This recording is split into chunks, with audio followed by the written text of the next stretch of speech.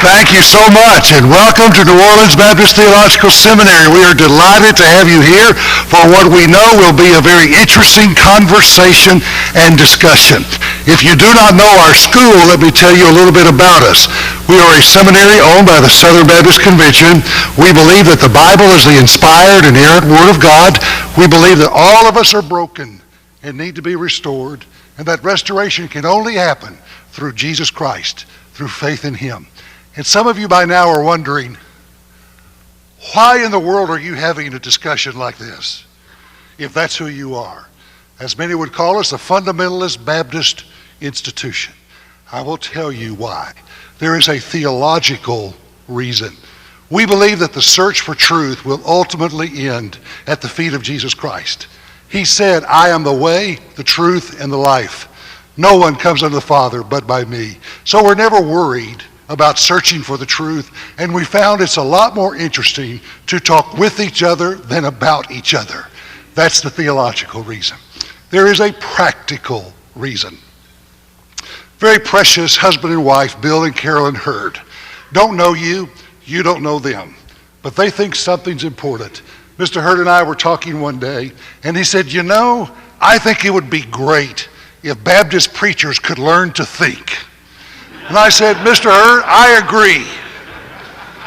And he said, you know, would it ever be possible to have something where you have two opposing viewpoints and you have an evangelical scholar who's really good and somebody who's a skeptic or an atheist or liberal or very different, and for them to talk about some aspect of the faith and let everybody watch? And I said, that would be wonderful. We would love to do that.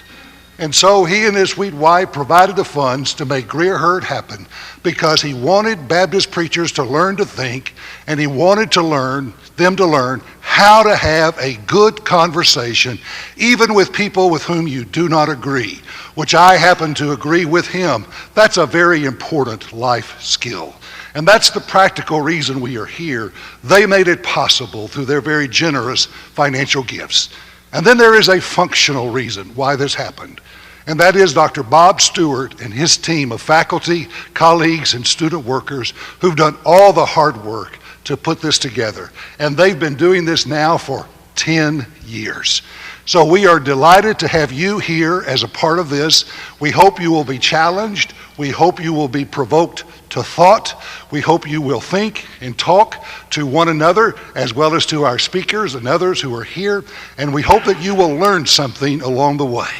Most of all, we want you to learn that whenever you are searching for the truth, do not be worried when you find people with whom you agree. Just be conversational and enter into that discussion with a whole heart and an open mind and see what you can learn about the truth. As I said, we believe that the Bible is God's truth. We believe that Christ and Christ alone is the way to salvation. But we're happy to talk with people along the way who do not agree with us. And it makes for a very interesting conversation. Let's have a word of prayer, which is our custom in this place as we begin anything, and then we'll turn it back over to Dr. Stewart to introduce our evening to you. Heavenly Father, we thank you so very much for who you are, a God of greatness and a God of glory, a God of wisdom and a God of power, a God so personal you know our name and the color of our eyes, a God so glorious we can never fathom the mystery of your existence and all the characteristics of your ways. But Father, we are most grateful that you are a God of patience and of love. For you have created us with questioning hearts. You have created us with searching minds. I believe, Father, you did this because you wanted us to come and look after you. And so tonight we ask your blessing on this occasion. Complicated question with complicated responses from very different perspectives. But Father, we believe in the asking of this question, something good happens. So teach us, open our minds, open our hearts, and take us further down the path to truth. We pray this prayer in the name of Jesus Christ our Lord, who is indeed the way, the truth, and the life. In his name we pray, amen. Thank you. Well, as Dr. Kelly said, this is our 10th Greer Hurd Point Counterpoint Forum in Faith and Culture. The forum began as a 5-year pilot program, and we're in the 10th year of the 5-year pilot program. So I guess the Hurds are pleased with it. And that, in large part, is because people like you come every year.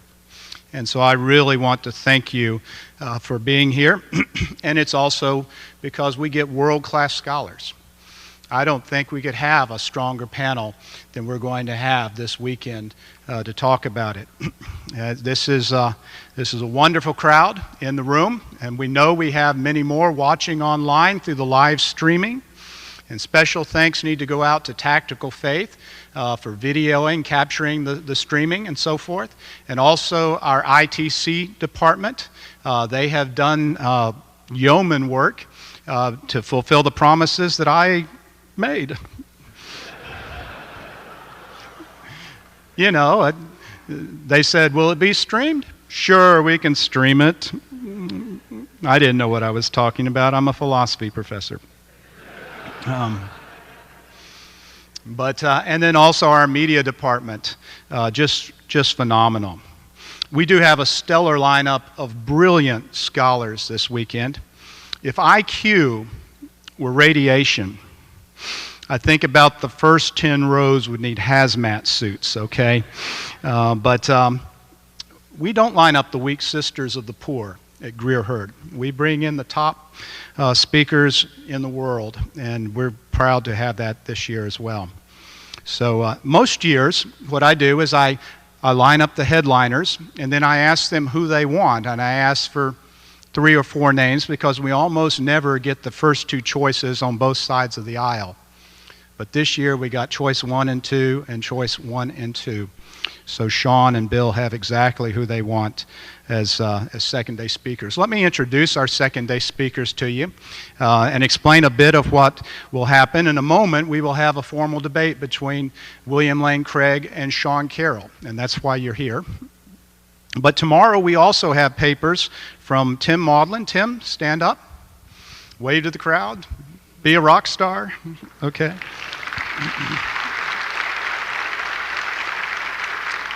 From NYU, Robin Collins. From Messiah College,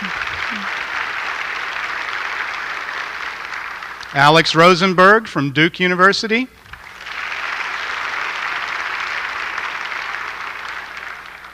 And James Sinclair, from who's a warfare analyst for the U.S. Navy. I think Jim is the only one who can call down a drone attack on Level Chapel.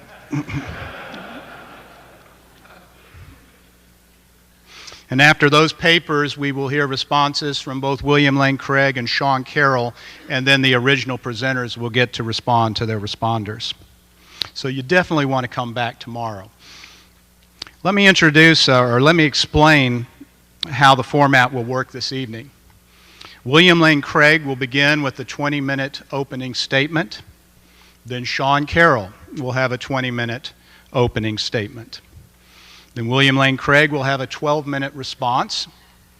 And then Sean Carroll will have a 12-minute response. And then we will have an intermission. And that will be about 5 minutes so that we can change some stuff with the media and so that some of you can stretch your legs and relieve yourself. And then whatever relieve yourself means to you.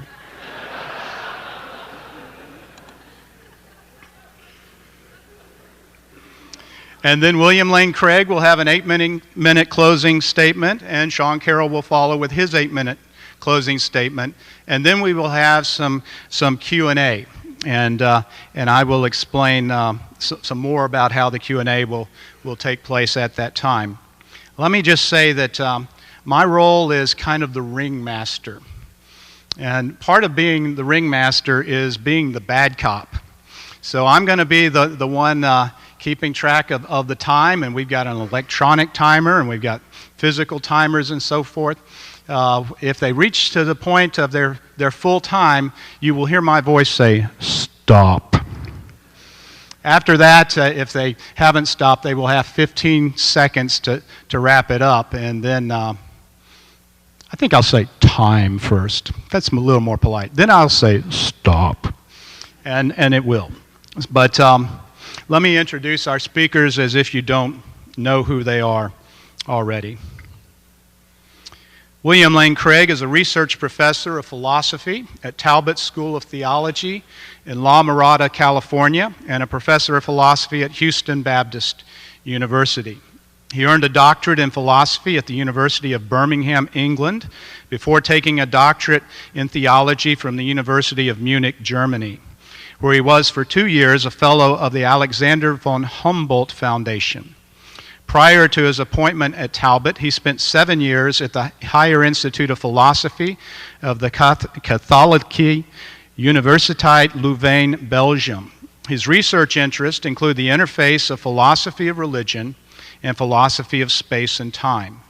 He has authored or edited over 30 books, including The Kalam Cosmological Argument, Theism, Atheism, and Big Bang Cosmology, and Time and the Metaphysics of Relativity. He has published over 150 articles in peer-reviewed professional journals, such as the Journal of Philosophy, British Journal for the Philosophy of Science, International Studies in the Philosophy of Science, Philosophia Naturalis, and Astrophysics and Space Science. He has appeared as a guest on television shows such as 2020, CNN Newsroom, Fox News, and Closer to the Truth. Sean Carroll is a physicist and senior research associate in the Department of Physics at the California Institute of Technology. He received his PhD in astronomy and astrophysics from Harvard University. His research focuses on theoretical physics and cosmology, especially the origin and constituents of the universe. He has contributed to models of interactions between dark matter, dark energy, and ordinary matter, alternative theories of gravity, and the arrow of time. Carroll is the author of From Eternity to Here, The Quest for the Ultimate Theory of Time, Space-Time and Geometry, An Introduction to General Relativity, and The Particle at the End of the Universe. He has been awarded fellowships by the Sloan Foundation, Packard Foundation, and the American Physical Society, and won the 2013 Royal Society Winton Prize for Science Books. He has appeared on TV shows such as The Colbert Report, Through the Wormhole with Morgan Freeman, and Closer to Truth. Welcome our guests as they come to speak to us.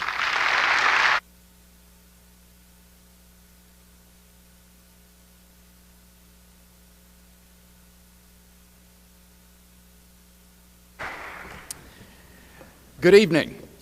It's an honor to be taking part in a forum featuring such distinguished scientists and philosophers. Thank you very much. In his recent book, Where the Conflict Really Lies, Alvin Plantinga distinguished 3 ways in which science and theism might be related: areas of apparent conflict, genuine conflict, and concord. I take it as obvious that there does not exist even apparent conflict between contemporary cosmogonic theories and theism. Contemporary cosmology would therefore seem to be an area of obvious concord between science and theism. But tonight I want to defend an even stronger claim, namely that the evidence of contemporary cosmology actually renders God's existence considerably more probable than it would have been without it. This is not to make some sort of naive claim that contemporary cosmology proves the existence of God. There is no God of the gaps reasoning here. Rather, I'm saying that contemporary cosmology provides significant evidence in support of premises in philosophical arguments for conclusions having theological significance. For example, the key premise in the ancient Kalam cosmological argument that the universe began to exist is a religiously neutral statement which can be found in virtually any textbook on astronomy and astrophysics. It is obviously susceptible to scientific confirmation or disconfirmation on the basis of the evidence. So, to repeat, one is not employing the evidence of contemporary cosmology to prove the proposition that God exists, but to support theologically neutral premises in philosophical arguments for conclusions that have theistic significance. In tonight's discussion, I'll focus on two such arguments: the Kalam cosmological argument from the origin of the universe, and the teleological argument from the fine-tuning of the universe. Consider first the Kalam cosmological argument. 1. If the universe began to exist, then there is a transcendent cause which brought the universe into existence. 2. The universe began to exist. 3. Therefore, there is a transcendent cause which brought the universe into existence. By the universe, I mean that reality which is studied by contemporary cosmology. That is to say, all contiguous physical reality which currently takes the form of space-time and its contents. I take it that 1 is obviously true. Rather, the truly controversial premise is 2. Traditional supporters presented philosophical arguments in support of 2, which for me constitute its primary warrant. But they're not the subject of tonight's debate. Rather, what's emerged during the 20th century is a remarkable empirical confirmation of the second premise from the evidence of astrophysical cosmogony. 2 independent but closely interrelated lines of physical evidence support premise 2: evidence from the expansion of the universe and evidence from the second law of thermodynamics. In saying that the cosmogonic evidence confirms 2, I am not saying that we are certain that 2 is true. Too many people mistakenly equate knowledge with certainty. When they say that we do not know that the universe began to exist, what they really mean is that we are not certain that the universe began to exist. But of course, certainty is not the relevant standard here. The question is whether 2 is more plausible in light of the evidence than it's contradictory. Professor Carroll reminds us, science isn't in the business of proving things. Rather, science judges the merits of competing models in terms of their simplicity, clarity, comprehensiveness, and fit to the data. Unsuccessful theories are never disproven, as we can always concoct elaborate schemes to save the phenomena. They just fade away as better theories gain acceptance. Science cannot force you to accept the beginning of the universe. You can always concoct elaborate schemes to explain away the evidence. But those schemes will not fare well in displaying the aforementioned scientific virtues. Even many who have expressed skepticism about premise 2 admit that it is more plausibly true than not. For example, in my recent dialogue with Lawrence Krauss, he volunteered, "I bet our universe had a beginning, but I am not certain of it. Based on the physics that I know, I'd say it is a more likely possibility." This is to admit precisely what cosmologists like Alexander Vilenkin have contended all along, that the evidence makes it more likely than not that the universe began to exist. Consider first evidence from the expansion of the universe. The standard Big Bang cosmogonic model implies that the universe is not infinite in the past, but had an absolute beginning a finite time ago. Although advances in astrophysical cosmology have forced various revisions in the standard model, nothing has called into question its fundamental prediction of the finitude of the past and the beginning of the universe. Indeed, as James Sinclair has shown, the history of 20th century cosmogony has seen a parade of failed theories trying to avert the absolute beginning predicted by the Standard Model. Meanwhile, a series of remarkable singularity theorems has increasingly tightened the loop around empirically tenable cosmogonic models by showing that under more and more generalized conditions, a beginning is inevitable. In 2003, Arvin Bord, Alan Guth, and Alexander Vilenkin were able to show that any universe, which is on average in a state of cosmic expansion throughout its history, cannot be infinite in the past, but must have a beginning. In 2012, Vilenkin showed that cosmogonic models, which do not fall under this condition, including Professor Carroll's own model, fail on other grounds to avert the beginning of the universe. Vilenkin concluded none of these scenarios can actually be past eternal. All the evidence we have says that the universe had a beginning. The Bord-Guth-Vilenkin theorem proves that classical spacetime under a single, very general condition cannot be extended to past infinity, but must reach a boundary at some time in the finite past. Now, either there was something on the other side of that boundary or not. If not, then that boundary is the beginning of the universe. If there was something on the other side, then it will be a non-classical region, described by the yet-to-be-discovered theory of quantum gravity. In that case, Vilenkin says, it will be the beginning of the universe. Think about it. If there is such a non-classical region, then it is not past eternal in the classical sense, but neither can it exist literally timelessly, akin to the way in which philosophers consider abstract objects to be timeless, or theologians take God to be timeless. For this region is in a state of constant flux, which, given the indiscernibility of identicals, is sufficient for time. So even if time as defined in classical physics does not exist at such an era, some sort of time would. But if the quantum gravity era is temporal, it cannot be extended infinitely in time. For such a quantum state is not stable, and so would either produce the universe from eternity past or not at all. As Anthony Aguirre and John Kihayas argue, it is very difficult to devise a system, especially a quantum one, that does nothing forever, then evolves.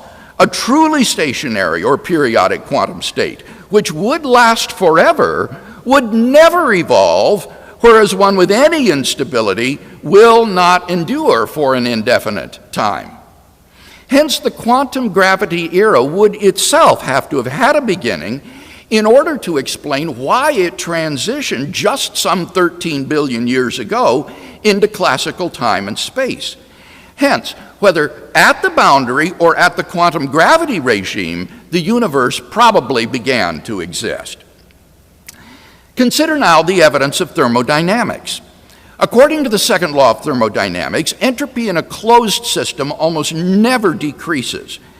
Given the naturalistic assumption that the universe is a closed system, the second law implies that given enough time, the universe will come to a state of thermodynamic heat death, whether cold or hot. Given that the universe will expand forever, it may never reach a state of equilibrium, but will grow increasingly cold, dark, dilute, and dead. But then the obvious question arises. Why, if the universe has existed forever, is it not now in a cold, dark, dilute, and lifeless state? P.C.W. Davies gives the obvious answer. The universe can't have existed forever. We know there must have been an absolute beginning a finite time ago. The universe's energy, says Davies, was simply put in at the creation as an initial condition. By contrast, Professor Carroll's solution to the problem confronts serious obstacles. He imagines that the overall condition of the universe is a state of thermal equilibrium, a sort of de Sitter space, but that random fluctuations spawn baby universes which pinch off to become wholly independent spacetimes. We find ourselves in one such baby universe in a state of disequilibrium. Let me raise two concerns about this model.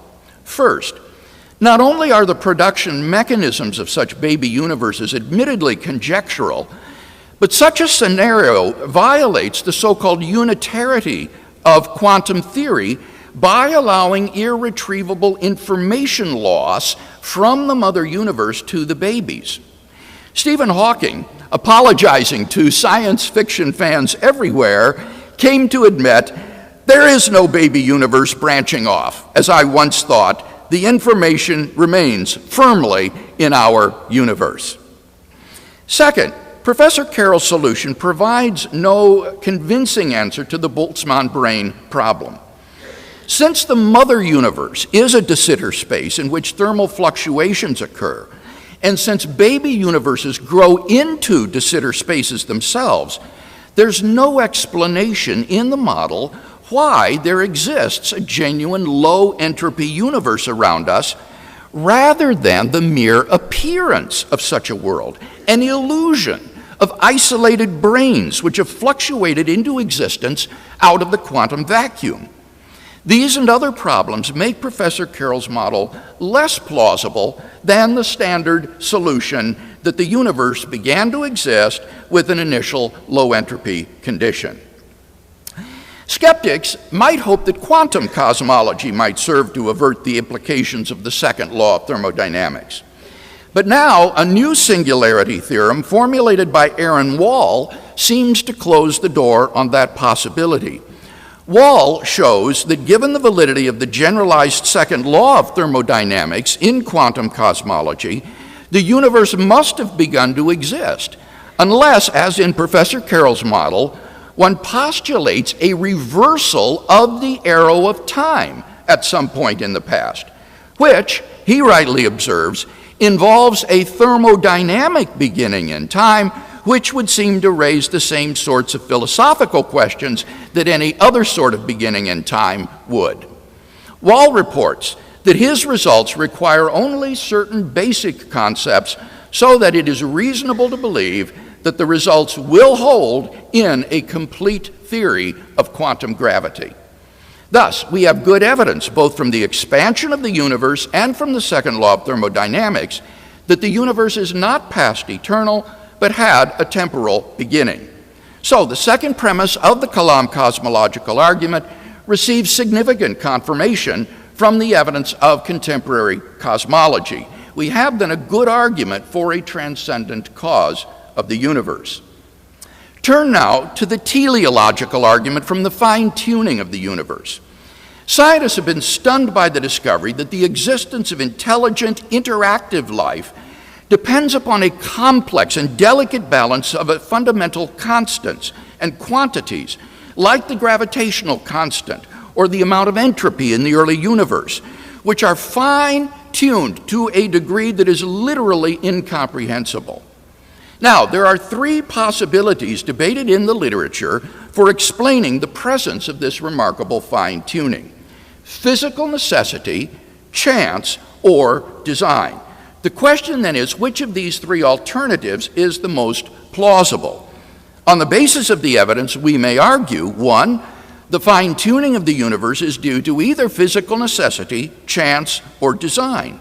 2, it is not due to physical necessity or chance. 3, therefore, it is due to design. Consider then the first alternative, physical necessity. This alternative seems extraordinarily implausible because the constants and quantities are independent of the laws of nature. The laws of nature are consistent with a wide range of the values of these constants and quantities. For example, the most promising candidate for a theory of everything to date, superstring theory or M theory, allows a cosmic landscape of around 10 to the 500th power different universes governed by the present laws of nature, so that it does nothing to render the observed values of the constants and quantities physically necessary. So what about the second alternative, that the fine-tuning is due to chance? The problem with this alternative is that the odds against the universe's being life-permitting are so incomprehensibly great that they cannot be reasonably faced. In order to rescue the alternative of chance, its proponents have therefore been forced to adopt the hypothesis that there exists a sort of world ensemble or multiverse of randomly ordered universes, of which our universe is but a part. Now comes the key move. Since observers can exist only in finely tuned worlds, of course we observe our universe to be fine-tuned. So, this explanation of fine-tuning relies on 1, the existence of a specific type of world ensemble, and 2, an observer self-selection effect. Now, this explanation, wholly apart from objections to 1, faces a very formidable objection to 2, namely the Boltzmann brain problem. In order to be observable, the universe need not be fine-tuned for our existence. Indeed, it is vastly more probable that a random fluctuation of mass energy would yield a universe dominated by Boltzmann brain observers than one dominated by ordinary observers like ourselves. In other words, the observer self-selection effect is explanatorily vacuous. As Robin Collins has noted, what needs to be explained is not just intelligent life, but embodied, interactive, intelligent agents like ourselves. Appeal to an observer self-selection effect accomplishes nothing because there's no reason whatever to think that most observable worlds, or the most probable observable worlds, are worlds in which that kind of observer exists. Indeed, the opposite appears to be true. Most observable worlds will be Boltzmann brain worlds. Since we are presumably not Boltzmann brains, that fact strongly disconfirms a naturalistic world ensemble or multiverse hypothesis. It seems then that the fine-tuning is not plausibly due to physical necessity or chance. Therefore, we ought to prefer the hypothesis of design, unless the design hypothesis can be shown to be just as implausible as its rivals. And I'll leave it up to Professor Carroll to present any such objections. In summary, then, it seems to me that the evidence of contemporary cosmology provides significant support for key premises in 2 philosophical arguments for conclusions having theological significance. Thus, the existence of a creator and designer of the universe seems to be significantly more probable in light of contemporary cosmology than it would have been without it.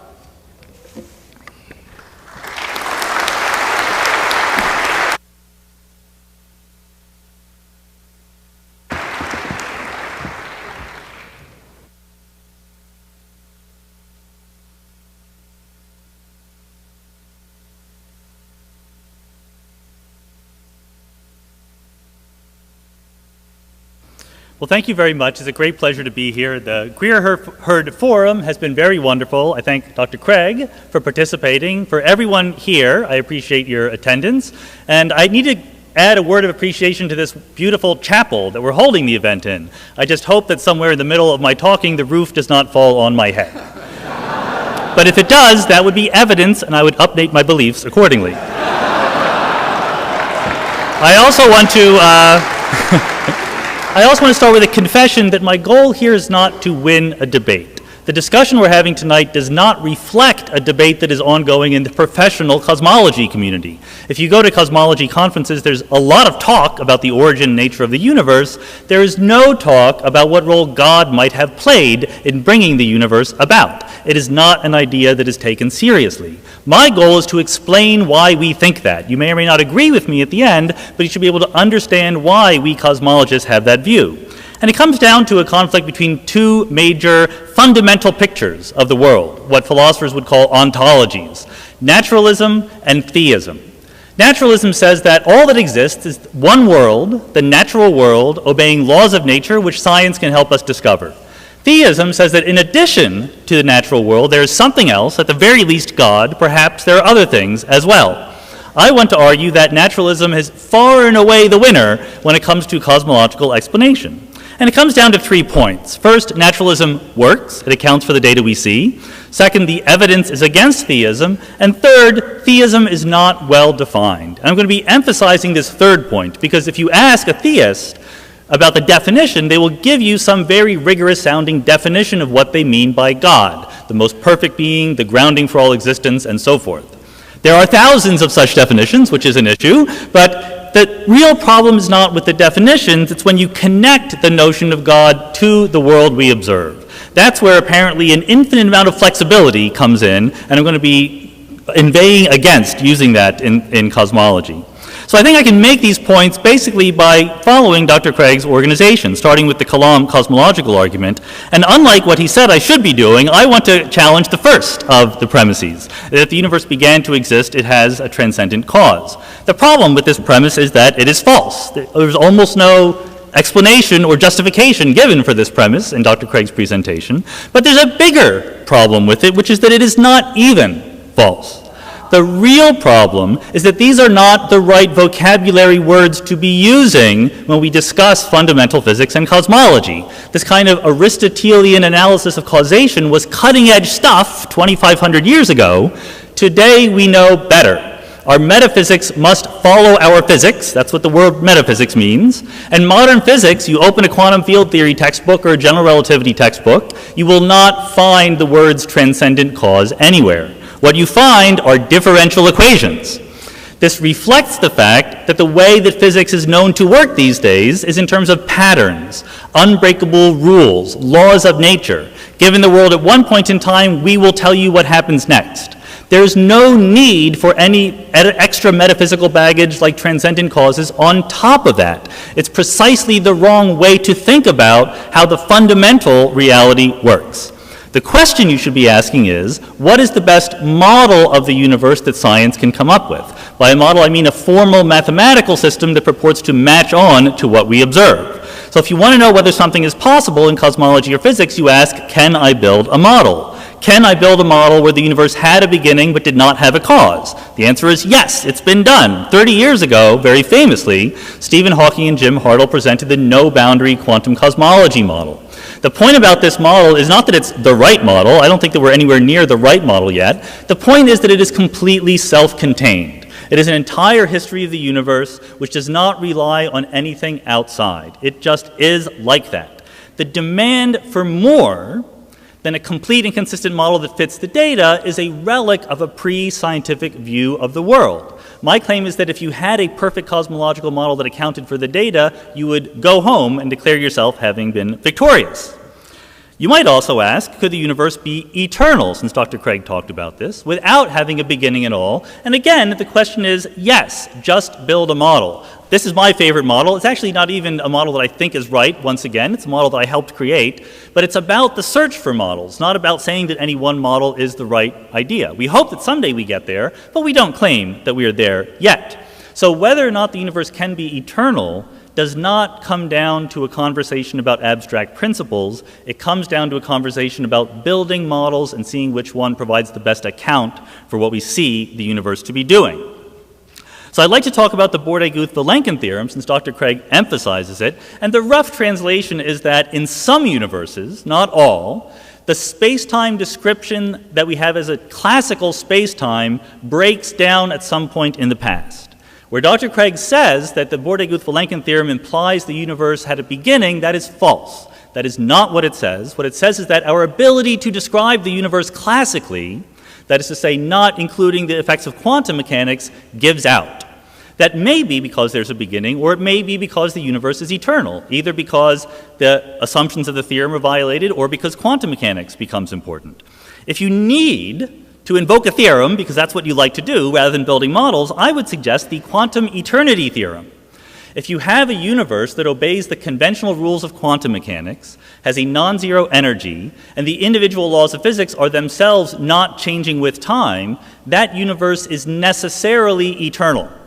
The time parameter in Schrödinger's equation, telling you how the universe evolves, goes from minus infinity to infinity. Now, this might not be the definitive question, the definitive answer to the real world, because you can always violate the assumptions of the theorem, but because it takes quantum mechanics seriously, it's a much more likely starting point for analyzing the history of the universe. But again, I will keep reiterating what matters are the models, not the abstract principles. Now, Dr. Craig brings up an argument about the second law of thermodynamics, and I've written a whole book, you can buy it on Amazon right now from your iPhones, about the second law and its relationship to cosmology.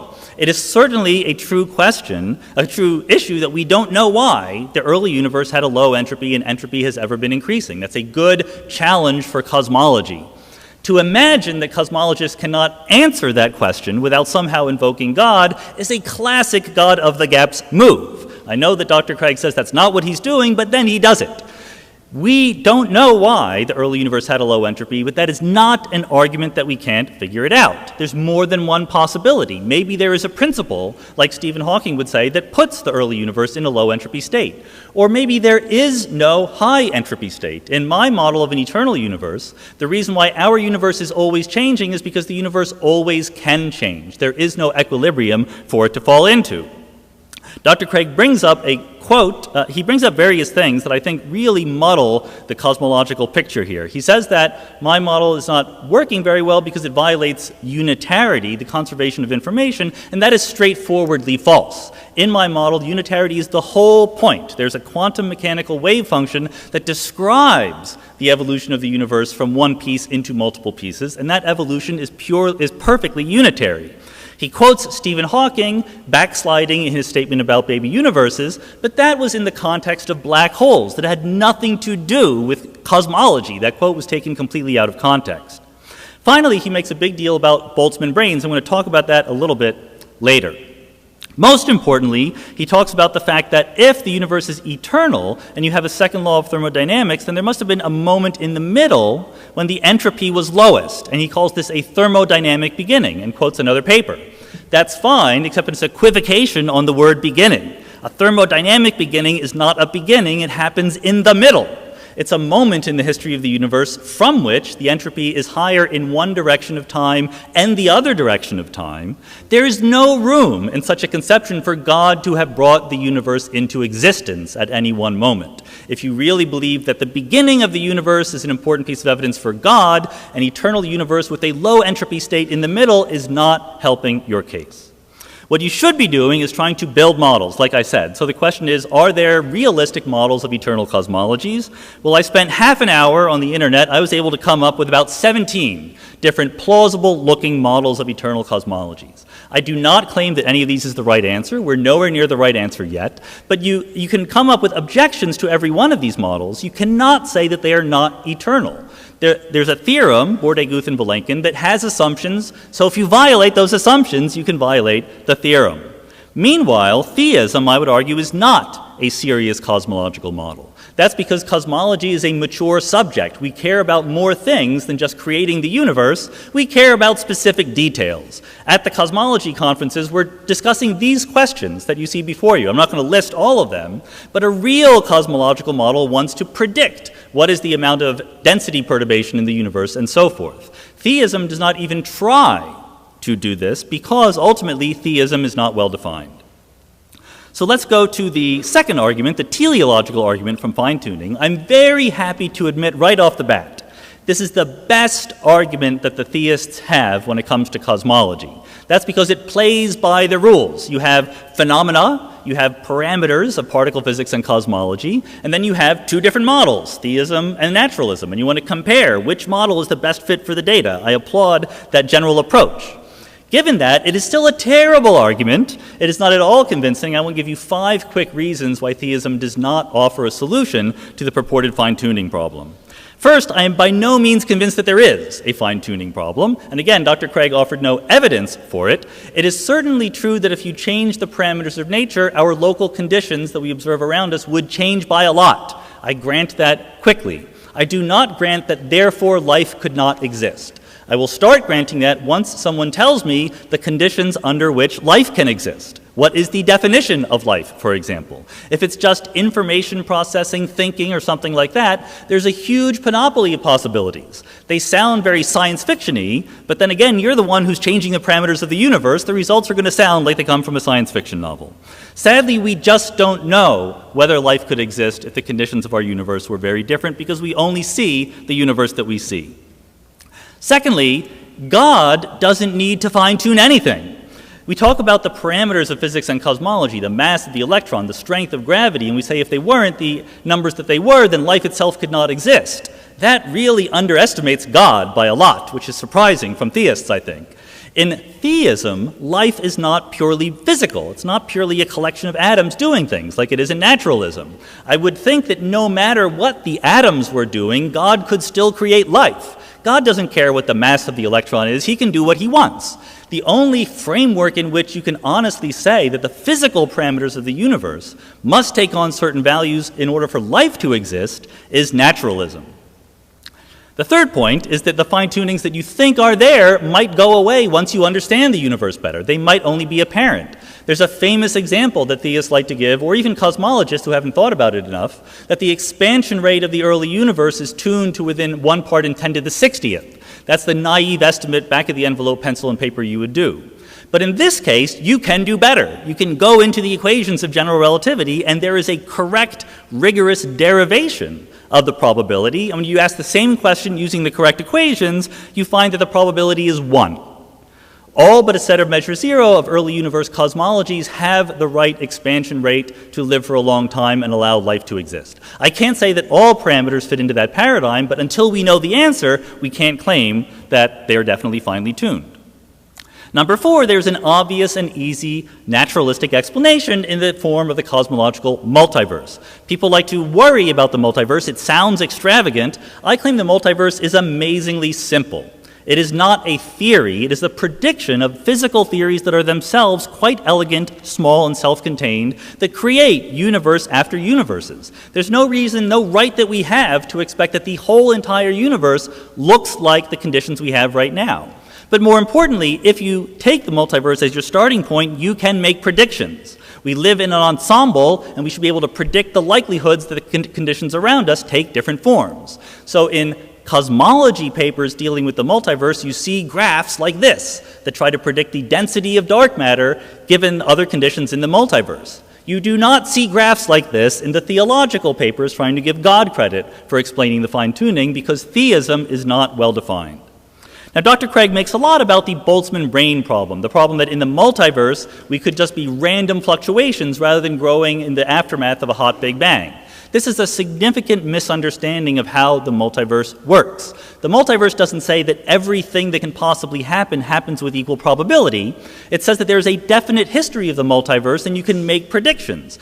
Different multiverse models will have different ratios of ordinary observers to random observers. That's a good thing. That helps us distinguish between viable models of the multiverse and non-viable models. And there are plenty of viable models where the Boltzmann brain or random fluctuations do not dominate.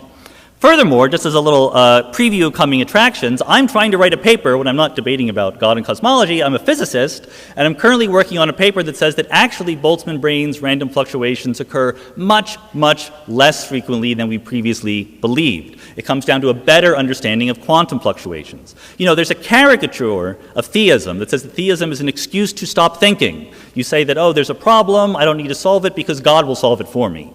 That's clearly false, because many theists think very carefully and very rigorously about many problems.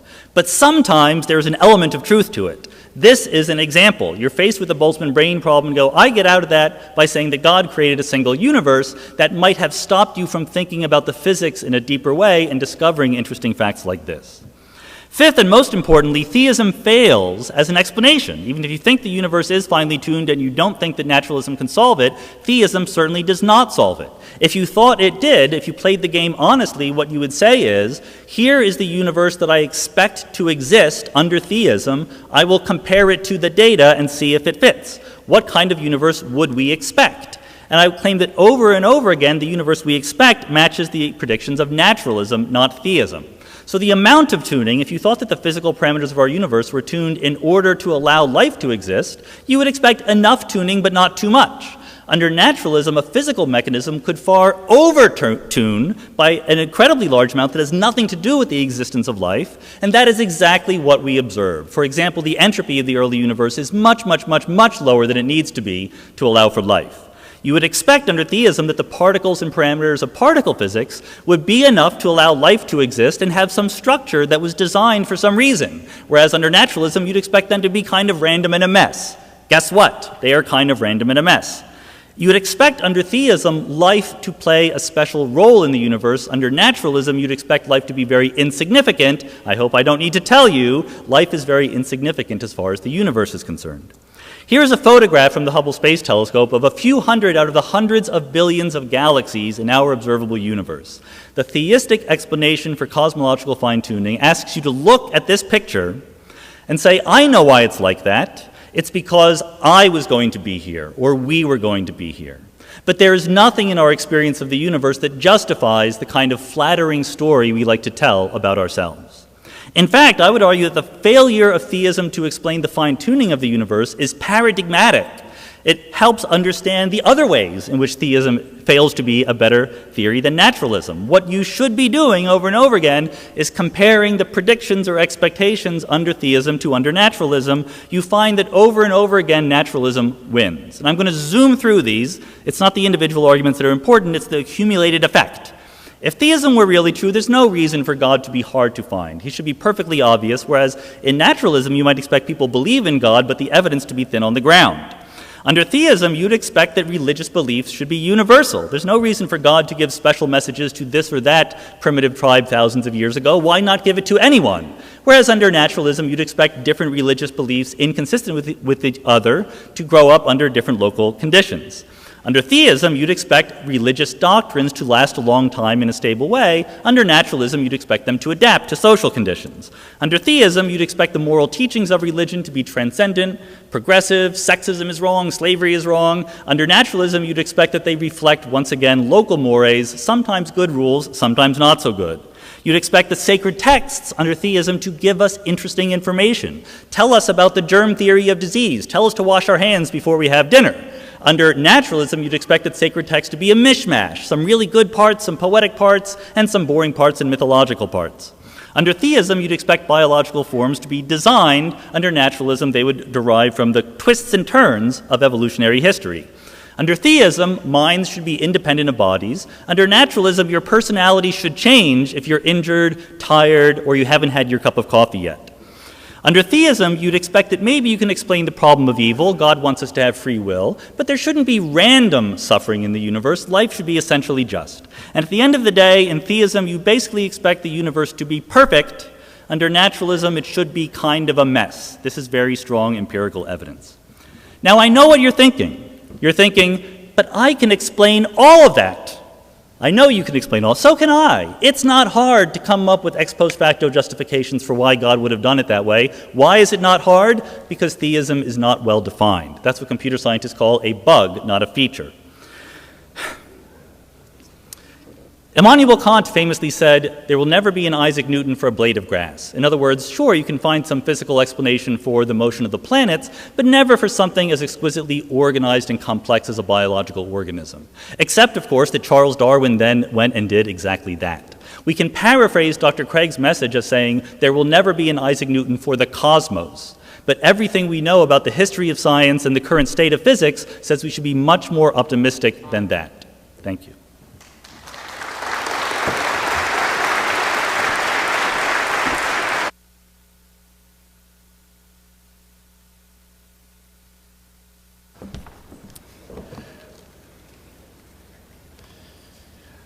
Well, thank you, Dr. Carroll, for that vigorous interaction. In my opening speech, I argued that God's existence is significantly more probable given the evidence of contemporary cosmology than it would have been without it. And this is due to the support which cosmology lends to key premises in the cosmological and teleological arguments. Now, before we review those arguments, let me just say a word about Professor Carroll's concluding remarks, which I believe are extraneous to tonight's discussion. He's very concerned to show that God's existence is improbable relative to certain non-cosmological data. For example, the problem of evil, our insignificant size, and so forth. The very fact that these are non-cosmological data shows that they are not relevant in tonight's debate. And I've addressed things like the problem of evil extensively, for example, in Philosophical Foundations for a Christian Worldview. So the debate tonight is not over the probability of theism versus naturalism. That would requires to assess all sorts of non-cosmological data. Rather, the question is God's existence more probable given the data of cosmology, contemporary cosmology, than it would have been without it? And I think it certainly is. Let's look at those two arguments that I defended. Slide 31, please. Consider first the evidence for the beginning of the universe from the expansion of the universe and thermodynamics. Now, to my surprise, Dr. Carroll challenges the first premise of this argument by saying it's based on outmoded Aristotelian concepts of causality. I protest, not at all. There is no analysis given of what it means to be a cause in this first premise. You can adopt your favorite theory of causation or take causation to be a conceptual primitive. All it requires is that the universe didn't pop into being uncaused out of absolutely nothing. And if that's the price of non-theism, then I think the non-theist is welcome to it. Dr. Carroll says, but on the Hartle-Hawking model, the universe is uncaused. Not at all. Such a model comes into being, or rather the universe comes into being on such a model, and there's nothing in the theory that would explain why that universe exists rather than not. The model may be self-contained, but that's perfectly consistent with my arguments. I'm not arguing for some kind of interventionist deity, but rather, why does the universe exist? Why did it come into being at all? Now, with respect to the second premise, Dr. Carroll says there are all kinds of beginningless models of the universe. Well, it's certainly true that such models exist, but the problem is none of them is successful. Slide 32, please. As Jim Sinclair has shown in our article in the Blackwell Companion, all of the models that Dr. Carroll has mentioned have been shown to be either untenable or not to avert the beginning of the universe. Alex Valenkin says flatly, there are no models at this time that give a satisfactory model for a universe without a beginning. Consider in particular Dr. Carroll's own model. Slide 34, please. This model presupposes, the next slide, yes, it presupposes a reductionistic view of time according to which the direction of time is defined in terms of entropy increase. Now, in the model, notice that there are two arrows of time for the mother universe, pointing in opposite directions. So on this view of time, we don't really have an eternally existing mother universe here at all. Rather, you have two universes which share a common origin in the central surface. So what the model actually implies, rather than avoids, is a beginning of time and of the universe. Time has a beginning on this model, and therefore it involves all of the problems that are pertinent to the universe coming into being. Be that as it may, I think it's safe to say that there is no credible classical model of a beginningless universe today. Slide 35, please. Now, Dr. Carroll does hold out hope that quantum cosmology might serve to restore the past eternality of the universe. But I would say not only is there no evidence for such a hope, but I would agree with Valenkin that if there is a quantum gravity regime prior to the Planck time, then that just is the beginning of the universe. And Dr. Carroll says, well, you can have quantum descriptions of the universe that are eternal, and that's certainly true.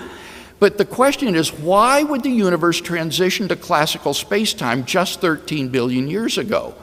It could not have existed from infinity past in an unstable quantum state, and then just 13 billion years ago transition to classical space-time. It would have done it from eternity past, if at all.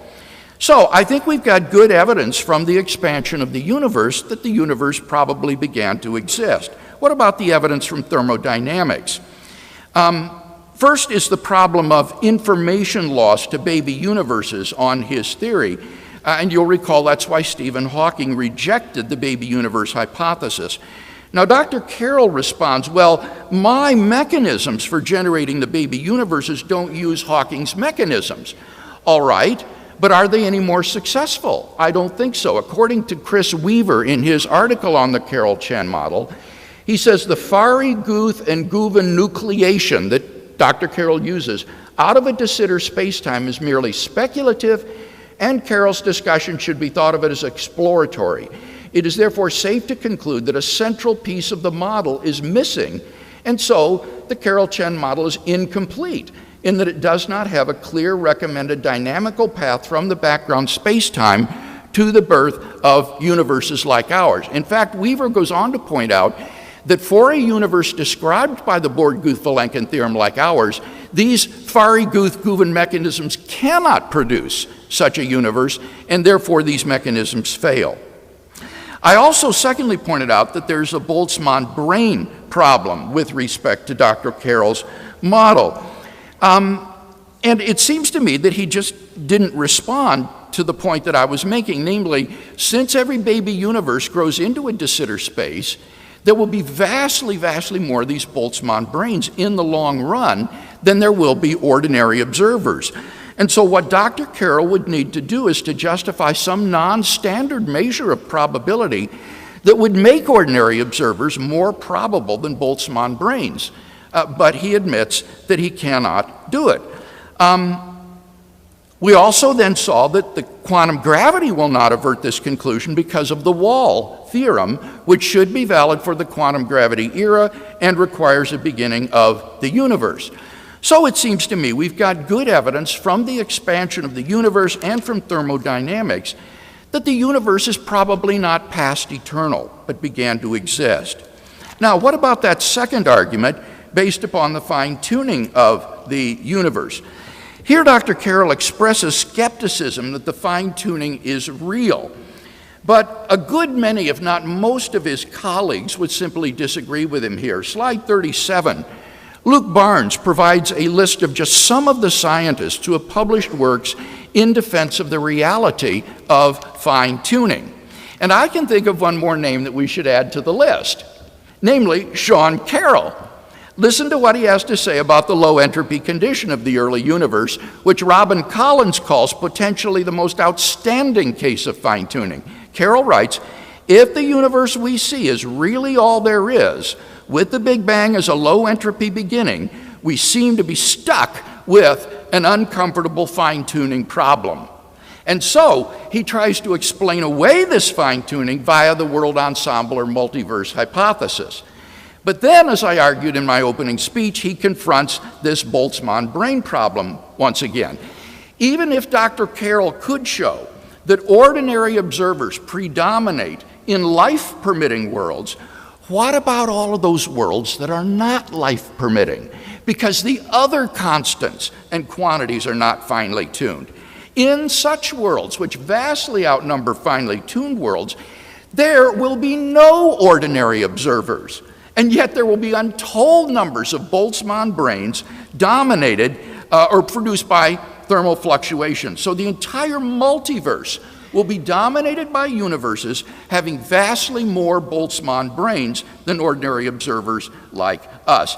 And therefore the data on the multiverse hypothesis is incomprehensibly improbable. The evidence is strongly disconfirmatory of the world ensemble hypothesis. Now, Dr. Carroll says that theism does no better, though, in this regard in accounting for the low entropy condition of the universe. For why, he asks, did God make the entropy of the universe so unnecessarily low in order to create us? Well, I have two responses to this. First, it is no part of the fine-tuning argument to assert that the purpose for which the universe was created is us. There may well be intelligent life created by God scattered throughout the universe.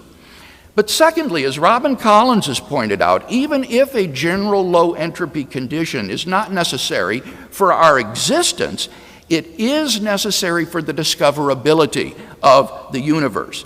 God hasn't given us an instruction manual about how the world works. But What he has done is make a world which is susceptible to rational exploration, exploration and discovery. And if God wanted to make a universe discoverable by embodied conscious agents, he might well make it in such a low entropy condition. Hear more about that tomorrow when Robin gives his paper. So, in summary, it seems to me that Dr. Carroll faces uniquely a Boltzmann brain problem for a number of reasons, a problem that does not afflict theism. So, in summary, this is not a debate between naturalism and theism. Otherwise, I would be offering ontological arguments, moral arguments, other sorts of arguments. For that debate, you need to listen to my debate with Dr. Rosenberg last year at Purdue University. What this debate is about is, to what degree does the data of contemporary cosmology render God's existence more probable than if we didn't have that data? And to my mind, it's almost undeniable that God's existence is much more probable given the evidence that we have for the beginning of the universe and the fine-tuning of the universe, and therefore contemporary cosmology is strongly confirmatory of theism.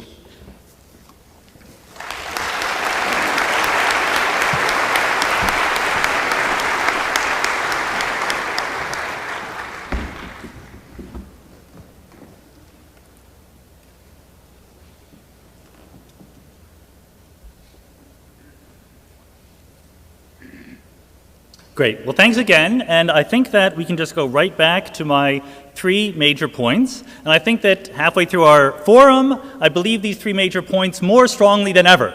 Now, I know that Dr. Craig would disagree, but I'll try to establish that his disagreements with number one are based on misunderstandings of the science. His disagreements with number two, the evidence is against theism, is largely based on using number three, the fact that theism is not well defined.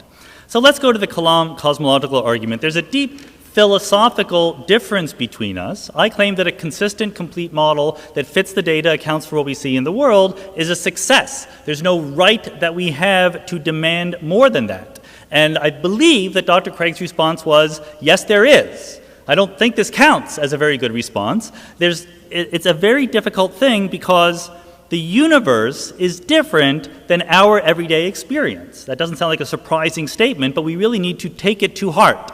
To look at a modern cosmological model and say, yes, but what was the cause, is like looking at someone taking pictures with an iPhone and saying, but where does the film go? It's not that the answer is difficult or inscrutable, it's completely the wrong question to be asking. And in fact, it's a little technical, most of this, my second talk here, but I think it's worth getting it right. Why should we expect that there are causes or explanations or reason why in the universe in which we live? It's because the physical world inside of which we're embedded has two important features. There are unbreakable patterns, laws of physics. Things don't just happen, they obey the laws. And there is an arrow of time stretching from the past to the future. The entropy was lower in the past, increases toward the future. Therefore, when you find some event or state of affairs B today, we can very often trace it back in time to one or a couple of possible predecessor events that we therefore call the cause of that, which leads to be according to the laws of physics. But crucially, both of these features of the universe that allow us to speak the language of causes and effects are completely absent when we talk about the universe as a whole. We don't think that our universe is part of a bigger ensemble that obeys laws. Even if it's part of the multiverse is not part of a bigger ensemble that obeys laws. Therefore, nothing gives us the right to demand some kind of external cause. The idea that our intuitions about cause and effect that we get from the everyday experience of the world in this room should somehow be extended without modification to the fundamental nature of reality is fairly absurd. On a more specific level, we talked about my model. Again, I'm not trying to defend my model. I'm the first one to say that it has problems. None of the problems that it has are the ones that Dr. Craig raised. He says that it's not really eternal, which it is hard to express the extent to which I think this is grasping at straws. The axis for time goes to the top and the bottom, and it goes forever. The only sense in which this universe is not eternal is that there is a moment in the middle where the entropy is lowest. I made the point in my opening speech that that has nothing to do with the kind of beginning you would need to give God room to work, and as far as I can recall, Dr. Craig didn't address that argument. He does say that it is speculative, the idea of baby universes coming into existence, the first to agree. It's completely speculative. He quotes a paper that says that the mechanism by which baby universes are created is speculative and might not be right. Again, it's completely true. He claims to use it to say that unitarity is violated, even though the quote he read didn't mention unitarity and wasn't about unitarity. That is not a sensible objection. I will repeat the quantum eternity theorem, a sensible place for beginning analysis of the history of the universe, might be with the rules of quantum mechanics. He claims that someone else said that there might be a singularity in quantum gravity, but he gives us no understanding. He simply repeats his previous analysis. So I want to draw attention not to my model, but to the model of Anthony Aguirre and Stephen Grattan, because this is perfectly well defined. This is a bouncing cosmology that is infinite in time. It goes from minus infinity to infinity. It has classical description everywhere. There's no possible sense in which this universe comes into existence at some moment in time. And I would really like Dr. Craig to explain to us why this universe is not okay. Now, you might think that, there's a theorem by Alan Guth and Arvind Borde and Alex Vilenkin that says the universe had a beginning. I've explained to you why that's not true, but in case you don't trust me, I happen to have Alan Guth right here, one of the authors of the Borde-Guth-Vilenkin theorem. Alan, what do you say? He says, I don't know whether the universe had a beginning. I suspect the universe didn't have a beginning. It's very likely eternal, but nobody knows. Now, how in the world can the author of the Borde-Guth-Vilenkin theorem say the universe is probably eternal? For the reasons I've already told you. The theorem is only about classical descriptions of the universe, not about the universe itself. So going to the teleological argument, it is true, Dr. Craig brings up the point that people disagree with me. It is true. I attempted to give you an argument, not merely an opinion poll. If we're allowed to take opinion polls, I will poll my fellow cosmologists on whether God had anything to do with creating the universe, and I will win by a landslide. But I suspect that Dr. Craig thinks the majority of opinion of cosmologists is important for some issues, but not for others. The entropy of the early universe is exactly backwards when it comes to being an argument for fine-tuning according to theology. Dr. Craig quotes me in a gotcha moment. He quotes me saying, look, the early universe was finely tuned with a low entropy. That is absolutely true. The point that I raised was not that there is not fine-tuning. It's that there's no evidence the fine-tuning is for life to exist. Indeed, the maximum possible entropy of the part of the universe we observe is this huge number, 10 to the 122. The entropy that you would need is a little bit lower than that if you wanted life to exist. But it's almost the same. It's 0.999, etc., times the maximum entropy. Whereas the actual entropy of the early universe is enormously smaller than that. There's absolutely no reason why the universe would look like this if the fine-tunings were put there in order for life to exist. I'm not saying there's not fine-tunings, I'm saying they're not there for life. Turning to the multiverse, again, it is a completely speculative thing, but it is a completely natural thing, and I don't really see any argument against that. The multiverse, the idea that outside the universe we see, there could be very different regions with very different physical parameters, is no more radical than the idea that there are different planets with different atmospheres. To a frog on a lily pad, that lily pad is its universe. To us in the universe we see, 100 billion galaxies is enough, but it's very, very easy to come up with physical models that have much more out there. The main argument Dr. Craig has against this is the Boltzmann brain argument. Again, I gave you why that's not a good argument, and it seems to have been ignored in Dr. Craig's last speech, namely that the multiverse does not predict that everything happens. It predicts certain things happen with certain frequencies. So what you do as a working cosmologist is check that your universe is not dominated by Boltzmann brains. Are there multiverse models that pass that test? Yes, there are. It is easily avoided. Then he brings up this weird argument. He says there could be the regions where ordinary observers could not exist because the parameters are not right, but Boltzmann brains could exist. But the whole point is that Boltzmann brains are forms of life. Boltzmann brains can only exist where life is possible. So what one does in cosmology is look at the multiverse regions where life is possible and counts the number of Boltzmann brains versus ordinary observers. There are models that pass the test. Now, I think that this is a crucial, again, a philosophical point here, because when I talked about the list of ways in which our expectations for theism come out completely wrong when you compare them to the world, Dr. Craig said, well, but that's not the point. We're not arguing about morality and things like that. But again, that misses the point of my argument. I was not actually putting forward these as strong predictions of theism. I was making the point that there are no strong predictions of theism. It's not that there should be no evil in the world if God exists. It's that you can always wriggle out of the prediction that there should be no evil in the world if God exists. That's why it's not a good theory of the world generally. That's not why that is why it is not a good cosmological model particularly. And now Dr. Craig said that we shouldn't expect to know things about the world simply because we say that God finely tuned it. Just because under theism, he says, God made the parameters of the universe such to allow us to allow life to exist, doesn't mean we can have any other expectation for predicting what those parameters are. This reflects something he said on his website earlier. In a similar context, he said, suppose God is more like the cosmic artist who wants to splash his canvas with the extravagance of design, who enjoys creating this fabulous cosmos designed fantastic detail for observers. So what this attitude is saying is that, well, my point is that this is not some sort of sophisticated apologetic strategy. This is an admission of defeat. This is saying we should never expect theism to explain why the universe is one way rather than some other way. You know God. God is an artist. You know artists, they're kind of quirky and unpredictable. We can't expect to know what they're going to do ahead of time. Anything you might possibly observe about the universe, according to this view, I can explain as saying that is what God would have done. In naturalism, on the other hand, you need to play by the rules. When we say in cosmology or physics that a certain parameter is finely tuned, it's not just the parameter looks funny to us, it's that we have a prior set of expectations for what values the parameter should take on, and the parameter doesn't fit those expectations. So we look for physical models that explain it, and that drive to understand things better helps us understand physics better, helps us understand the real world better. So unlike God, who is an artist and can't be predicted, nature is not an artist. Nature plays by the rules. Nature makes predictions. Nature provides explanations. Thank you.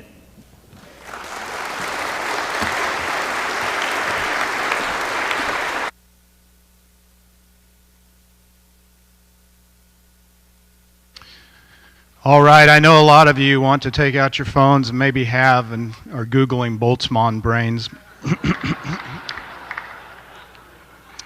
This is the time for the intermission, and so we'll take it. How long? 5 minutes. Do they know that?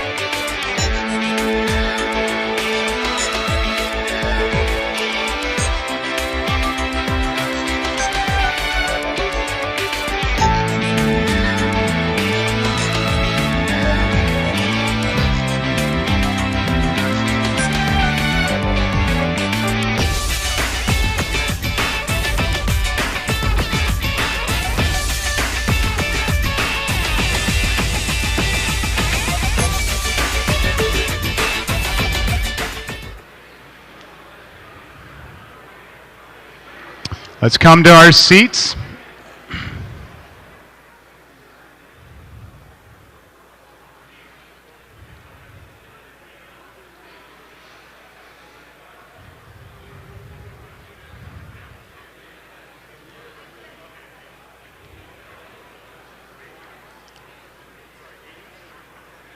Okay, come on.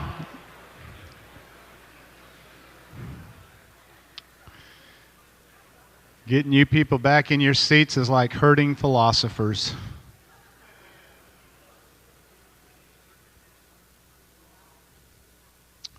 All right, the last part of our debate will be 8-minute closing statements.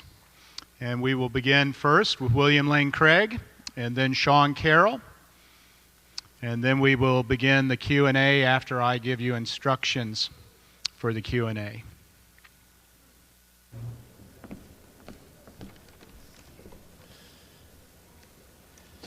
Well, perhaps you feel like you've been drinking from a fire hose this evening.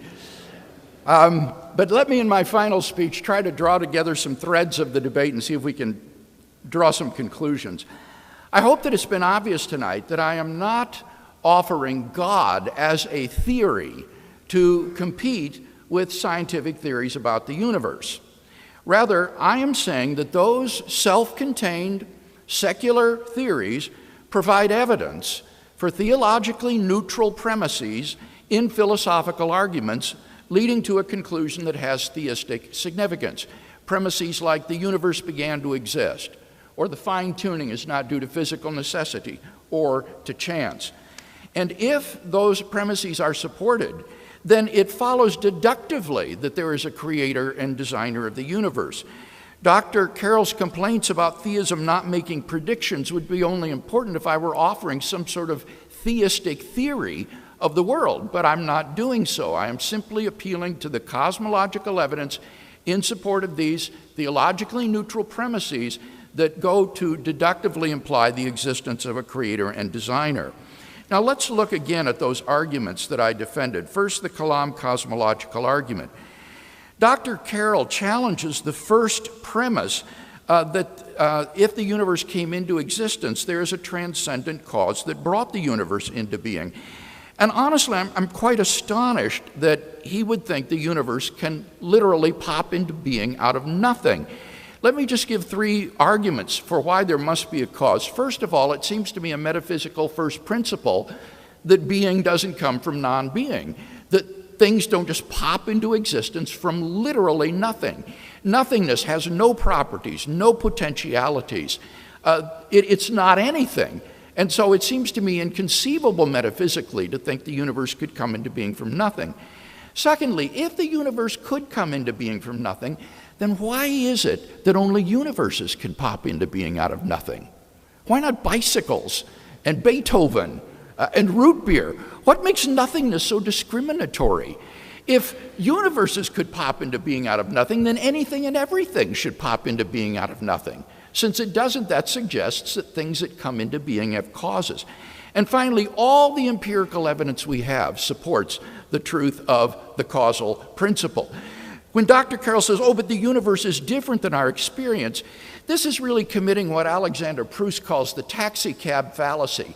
That is to say, you go with the causal principle until you reach your desired goal, and then you think you can just dismiss it like a hack because you don't want there to be a cause of your entity, the universe. But if the universe came into existence, if the universe is not eternal, then surely it would need to have a cause. And in fact, to deny this is unscientific because the whole project of contemporary cosmogony is to try to find what is the cause of the universe. So on his principle, it would be a science stopper and would destroy his very field of expertise. Now, with respect to the second premise that the universe did begin to exist, could we have slide 33, please? In response to my argument that he actually has an origin of time going in 2 opposite directions, do we have slide 33? Alas. No, the one before it. That's 34. There, look at that diagram. This is a different diagram. Notice on this diagram you have a non-reductionistic arrow of time that goes from past to future. This is not an arrow of time that is determined by entropy increase as he had in the other diagram. This is a non-reductionistic view of time that Professor Maudlin and I believe in, where entropy, the direction of entropy increase doesn't define the direction of time. On this model, the universe contracts down from eternity past for infinity to a relatively low entropy point and then begins to expand again. And that kind of model is physically impossible. It contradicts the second law of thermodynamics.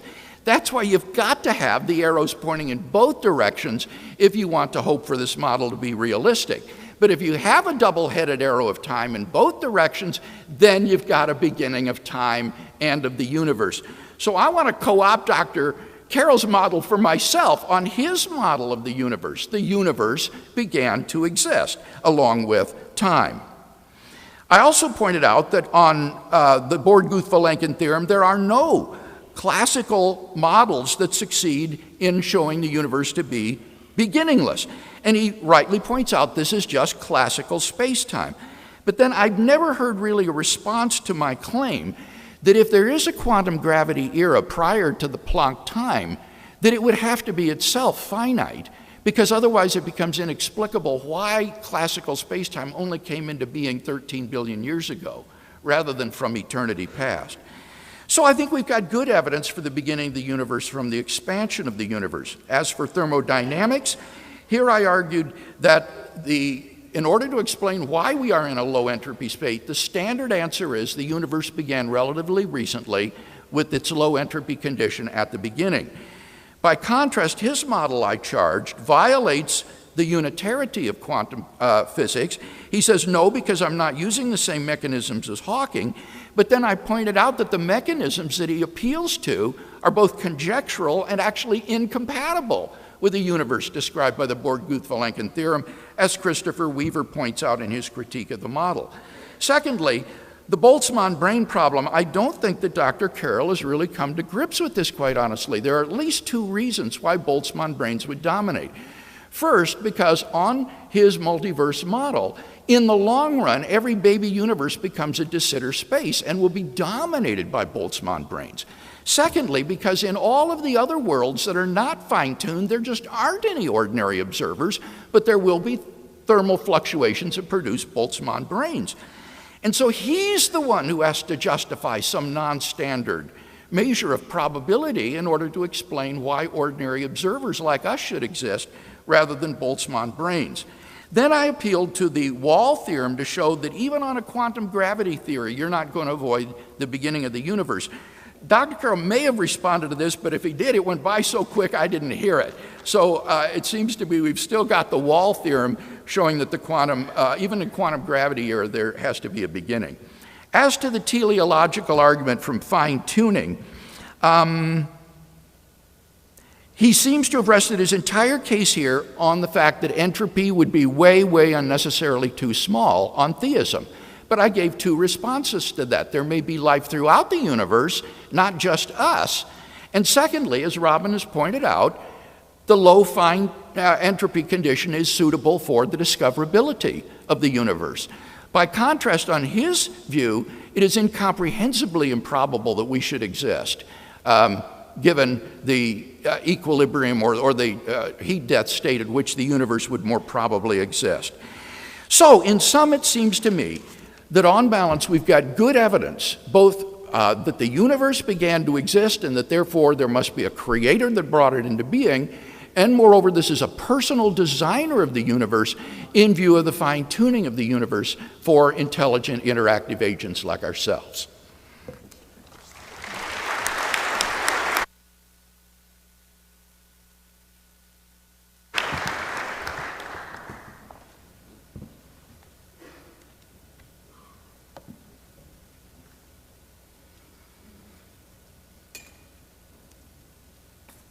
All right, congratulations to everyone for having made it this far. I will confess a bit of frustration in this final talk because I think that almost everything that Dr. Craig said in his last talk, he had already said, and I tried to give my best response to it. They weren't always matched. So I'm going to take advantage of that to do something bizarre and unpredictable, which I'll get to in a second. First, I want to notice some of the things he did say. He said he was astonished that I refused to accept the fact that things need causes to happen, to which I can only quote David Lewis, "I do not know how to refute an incredulous stare." I tried to give the reason why the causation analysis that we use for objects within the universe does not apply to the universe, but that more or less whizzed on by.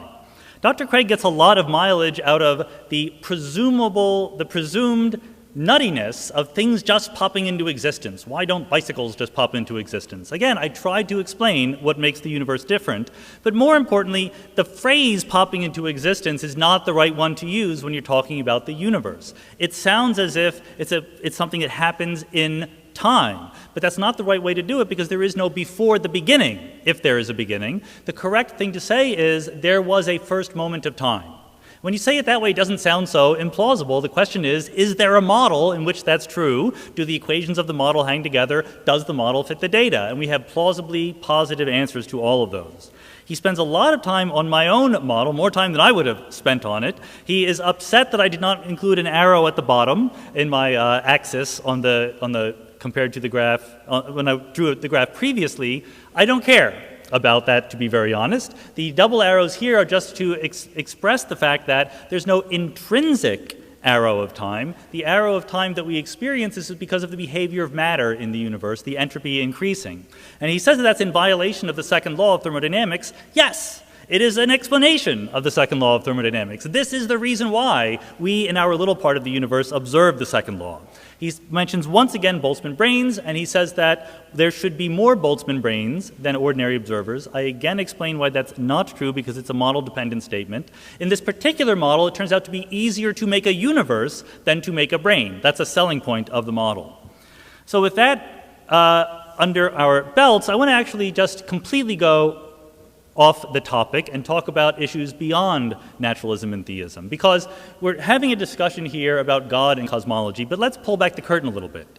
There are very few people in the modern world who become religious, who come to believe in God because it provides the best cosmology, or because it provides the best physics or biology or psychology or anything like that. And that includes Dr. Craig. There's a famous quote by him that says that the real reason, the primary reason for believing in Christianity isn't cosmological arguments. And I'm not mentioning this as a criticism. It is simply an observation of fact. There are other reasons to be a theist other than cosmology. And I think that is true. I think that makes sense. Most people who become religious do so for other reasons, because it gives them a sense of community, a sense of connection with the transcendent. It provides meaning or fellowship in their lives. The problem is that the basis of religion in the modern Western world is theism, belief in the existence of God. And I've tried to make the case that science undermines theism pretty devastatingly. 500 years ago, it would have made perfect sense to be a theist. I would have been a theist 500 years ago. By 200 years ago, science had progressed to the point where it was no longer the best theory. By 100 years ago, after Darwin, it was a rout. And by these days, with modern cosmology, there's no longer any reason to take that as your fundamental worldview. So what do you do if you identify as a member of a religious tradition in this situation? I think there are three options. One is to deny the science, to think that the world is 6,000 years old. Happily, nobody up here on stage today takes that attitude. That was a previous debate from a couple weeks ago. But there's a second attitude, which is to accept the science but deny the implications, to say that none of the progress of modern science has in any way altered the fundamental view of reality that we put together 2,000 years ago. And I think that there's two reasons why that's not a good idea. Number one, I think it's wrong, as I tried to explain throughout the debate. But number two, I think it's a strategic mistake. I think that if one believes in theism, that must be central to one's view of the world for many, many other reasons. And because theism has been undermined by science, it takes theists and it marginalizes them as part of the wider intellectual conversation.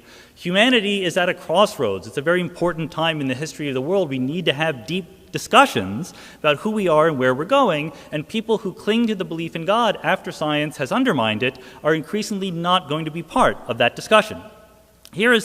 We talked about cosmologists and physicists. Here's what philosophers believe. There's a recent survey that asked philosophers 30 big questions. And philosophers don't agree on anything, but here are the three questions they had the greatest amount of consensus on.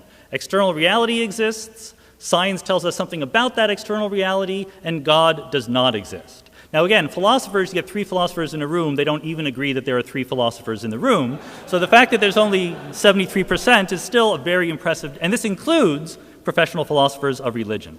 So I claim that there is a third option, and here's the point where I start giving people advice who did not ask me for any advice. So I ask your indulgence here.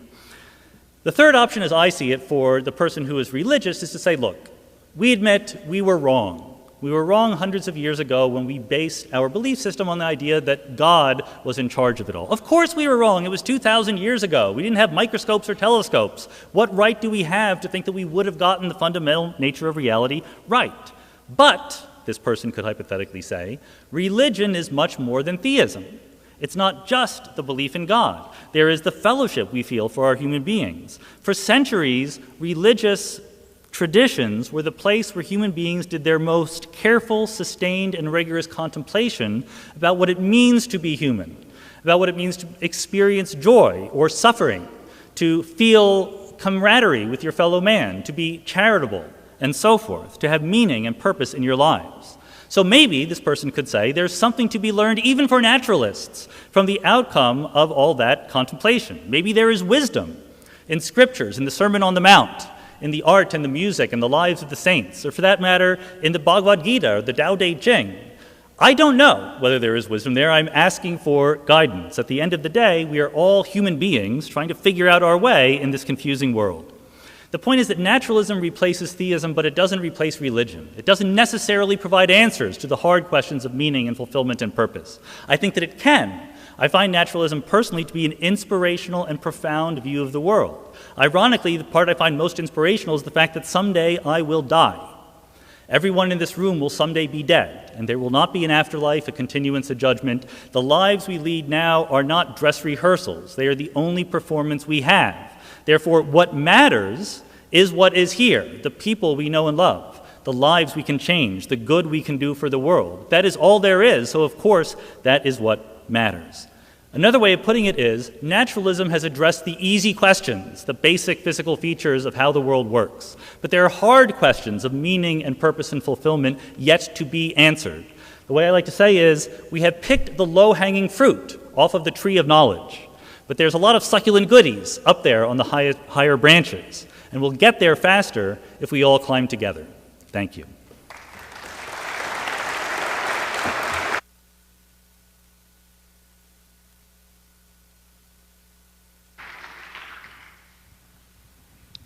Let's give them both another hand.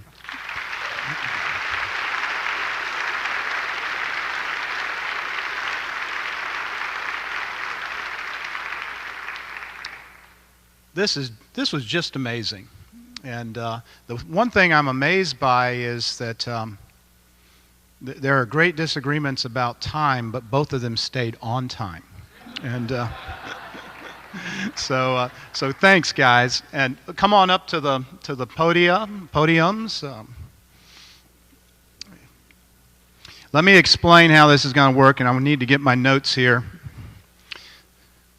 My wife gets very nervous when it's just my stream of consciousness working. We have a microphone in each aisle for questions. The aisle over here on Sean's side is for questions for Sean Carroll. The aisle over here by Bill's side is for questions for Bill Craig. And we're going to alternate from one to the other, and we'll have an even number of questions. All right? When a question is asked to Sean, Sean will have 2 minutes to answer, and if Bill wants to respond, he'll have up to 1 minute. And vice versa. When a question is asked to Bill, he has up to 2 minutes to answer, and Sean has up to 1 minute. And then let me give some instructions to those who are asking questions. Number one, state your question in a hurry. Like 20 seconds, okay? Number two, make sure that it's a real question. The way to make sure that you're asking real questions is ask yourself a question. Ask yourself this question: was I paid to come here?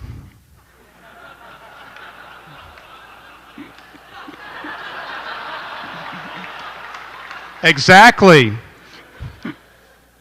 If you were not paid to come here, then you are welcome to ask a question, but you are not invited to lecture. So make sure it's a real question. Second, ask yourself this question: will everyone benefit from hearing this question? Is it a question that's going to shed light, to get at more truth? Is it more akin to, or is it more akin to some interesting thoughts you had one night after your third highball? You've heard it said there is no such thing as a stupid question.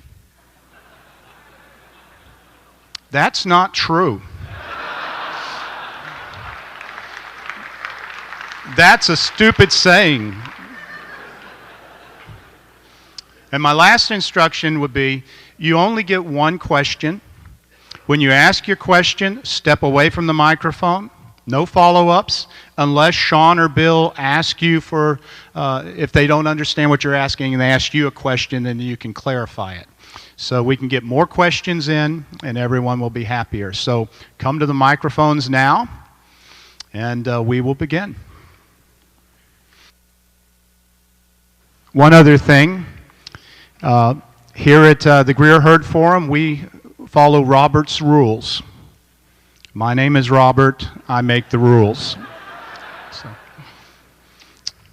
All right. Hey, Dr. Carroll, how are you doing? Thank you for being here tonight, sir. In your polemic tonight on theism, you said something like, look, if you have a fully explainable model, why do you keep looking for something else to add? Okay?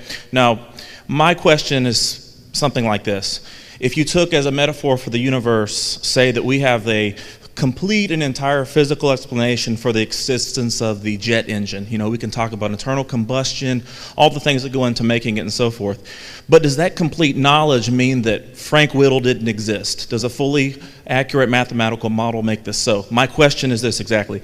Isn't this a category mistake to assume that it does? Namely that law and mechanism does away with personal agency. Great. This is being recorded. I don't need to repeat the question, right? So his question got onto the tape. Okay.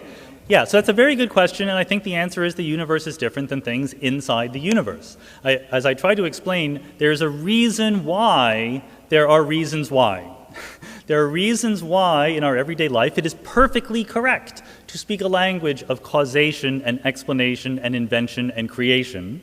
And when you look carefully at what those reasons are, they don't apply to the universe. The universe isn't part of a bigger structure in which there are patterns, evolution laws, arrows of time, expectations for what should happen. So a jet engine and the universe are just not very analogous to each other. It seems to me that that's just fantastic to think that the universe could just come into being from non-being, that it just pops into existence. And as I said, if one says that that is possible, then you're confronted with the difficulty, why only universes? It seems to me then that everything and anything would come into being from nothing, because there's nothing about nothing that could make it discriminate between universes and anything else. So it seems to me that this is a difference without a difference. I would say that the condition that applies to the universe that makes the causal principle relevant would be its beginning to exist. If a horse begins to exist, there's got to be a cause for that. If a building begins to exist, there's got to be a cause for that.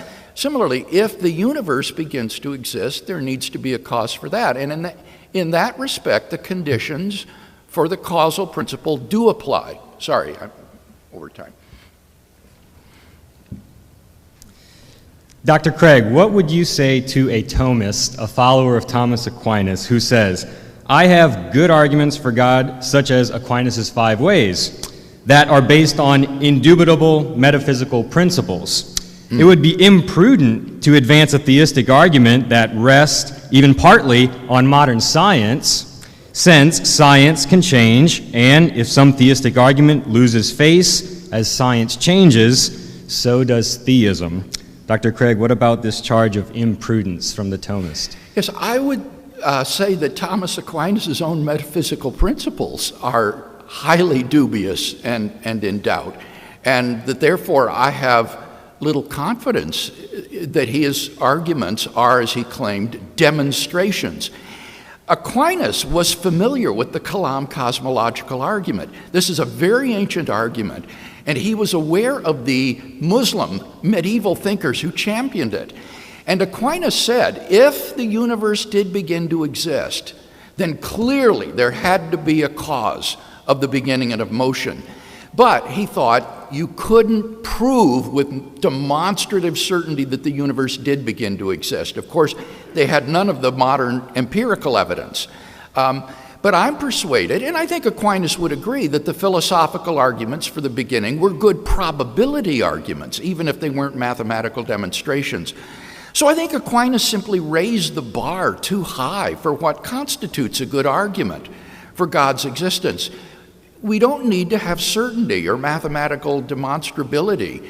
All we need to do is to offer arguments that are logically valid, have true premises, and the premises are more plausibly true than not. And if that's right, then that's a good argument for the conclusion. And I think we've got such arguments today, and we shouldn't be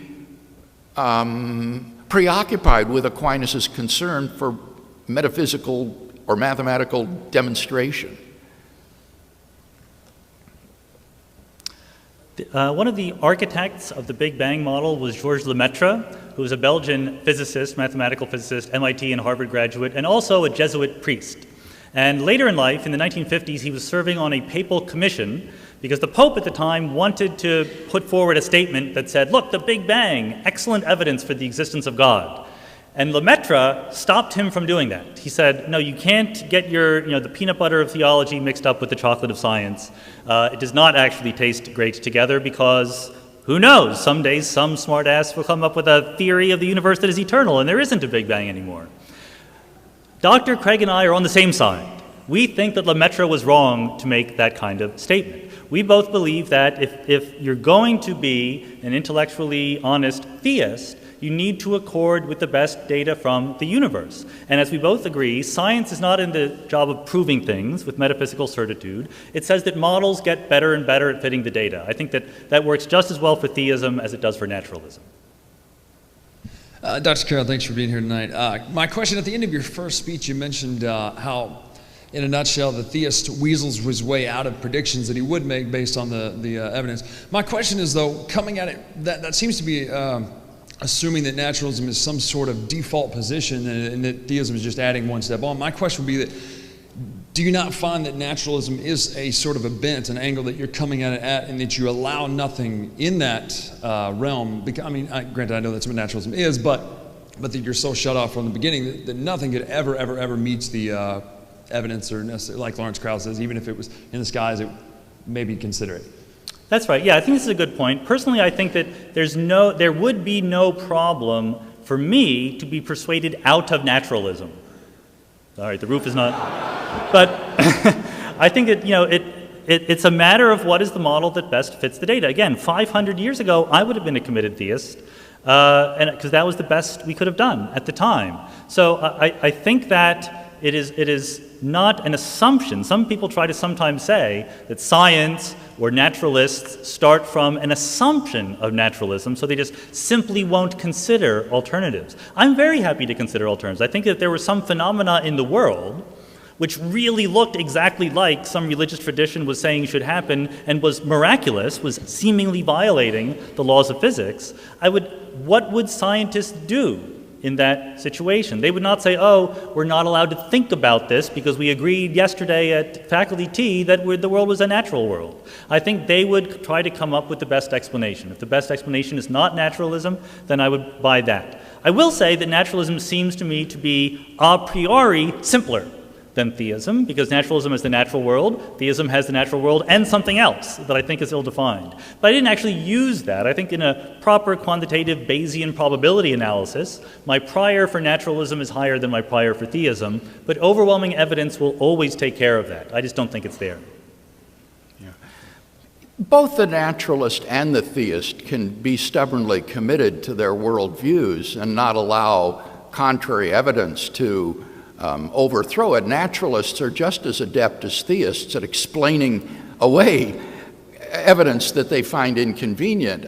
I mean, even to the extent of asserting the universe popped into being out of nothing.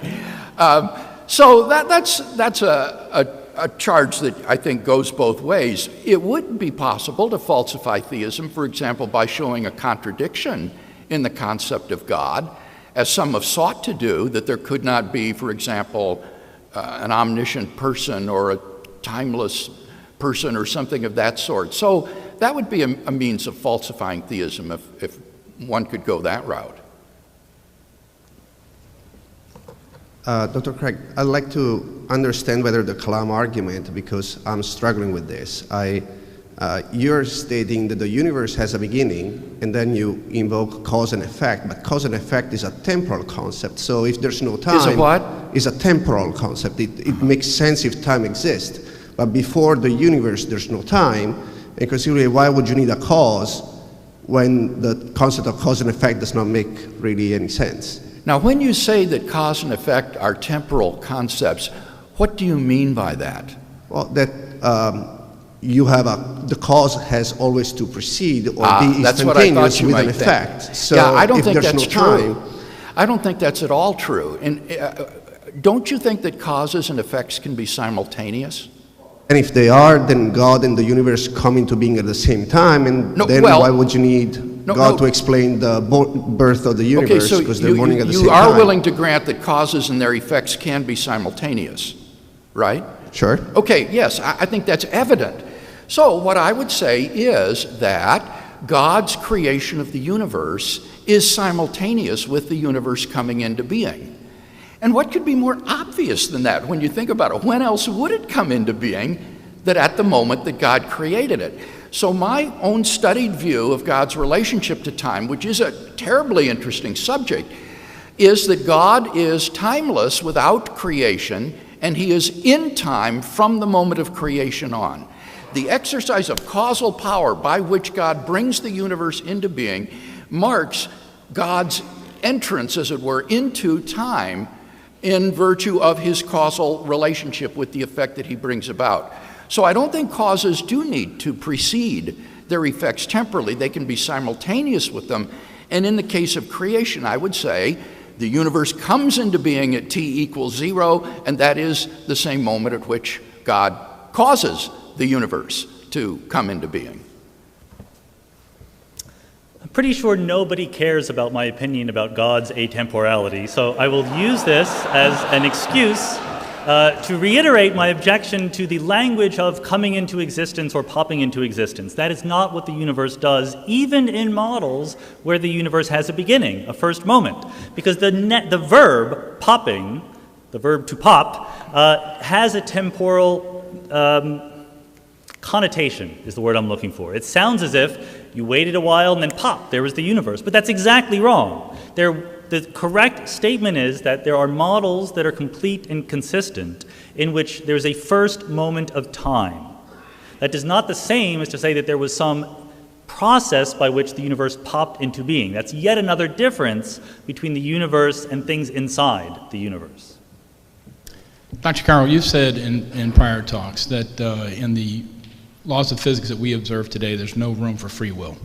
I'd like to know, I grant that I consider you to be a rational, critical thinker.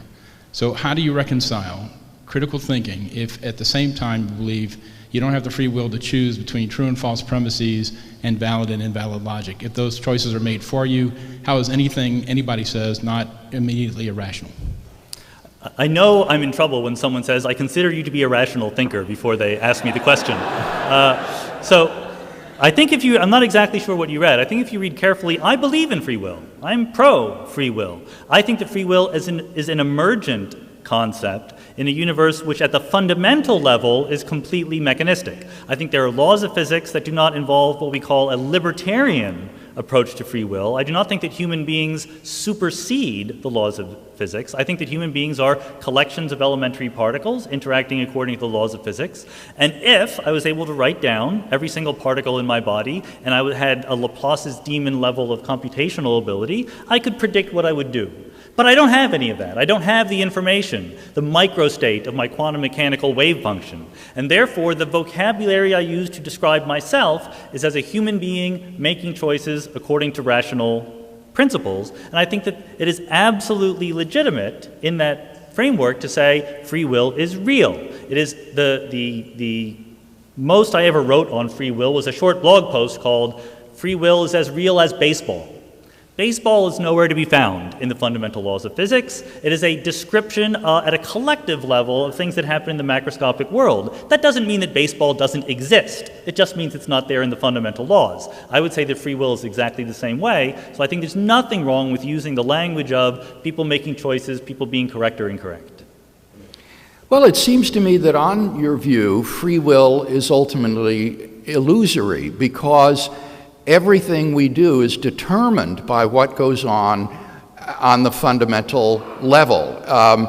And therefore, even though I have the illusion of free will, if I could really understand it, I would see that in fact I'm determined to do everything that I do, including believing in determinism, which makes my choice to believe in determinism, it seems to me, irrational, or irrational, I should say. I'm simply determined to believe in determinism. So I don't think it's helpful to talk about free will as an emergent reality when at a fundamental level you're affirming determinism. Then it's freedom only in name and not in reality. And in that case, I think the questioner is right. It's very difficult to see how anything I do is rational. It's just like a tree growing a branch. It's all determined by mindless forces. Dr. Craig, it's an honor to speak with you tonight. I was going to ask Dr. Carroll something, but the line was so long, and I like short lines, yes. So I came over here. I'm not an... You could say, if you were Dr. Carroll, what would you... There you go. I'm not an atheist, an agnostic, or a classical theist. I feel like there's a middle camp between the two of you that's ignored, and I'm more along the lines of a panentheist and along the lines of Spinoza and Einstein. And I think that whole discussion gets lost here tonight. But there's the real question I want to get to, and the important one, I think, is what Roger Penrose talks about with the necessity of conscious observation and the neglect of the Copenhagen interpretation of quantum mechanics among practicing physicists who seem to ignore the necessity of conscious observation creating quantum decoherence. And I wanted to find out what you thought about Roger Penrose and his ideas and that. Thank you. Well, there are at least 10 different physical interpretations of the equations of quantum mechanics, and they're all empirically equivalent, they're mathematically consistent, and no one knows which, if any of them, is the correct physical interpretation. I'm inclined to agree with philosophers of science who think of the traditional Copenhagen interpretation as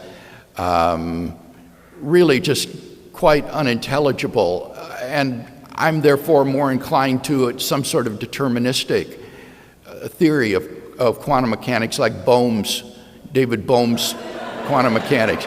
Now, I know that Sean Carroll holds to Everett's many worlds interpretation, but that again seems to me to be just fantastic and has difficulty making sense out of the probabilities in quantum theory. But basically, I don't think we need to decide.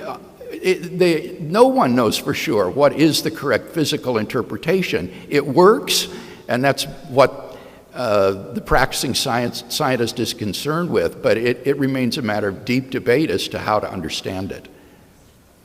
Well, I'm glad we found another very important area of agreement between Dr. Craig and myself. The Copenhagen interpretation is basically nonsense. No thoughtful person still holds to it, and yet we teach it to all of our undergraduates. That's kind of a scandal.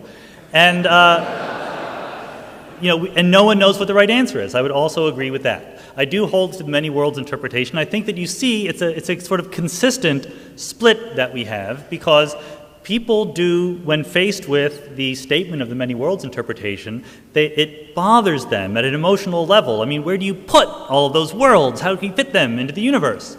But when you look at the level of the equations, it is the simplest possible interpretation of quantum mechanics. There are important questions that are still raised about it. I'm also writing papers about that. I think these are important issues to be addressed. But I judge simplicity by the number of ideas and concepts, not by the number of universes.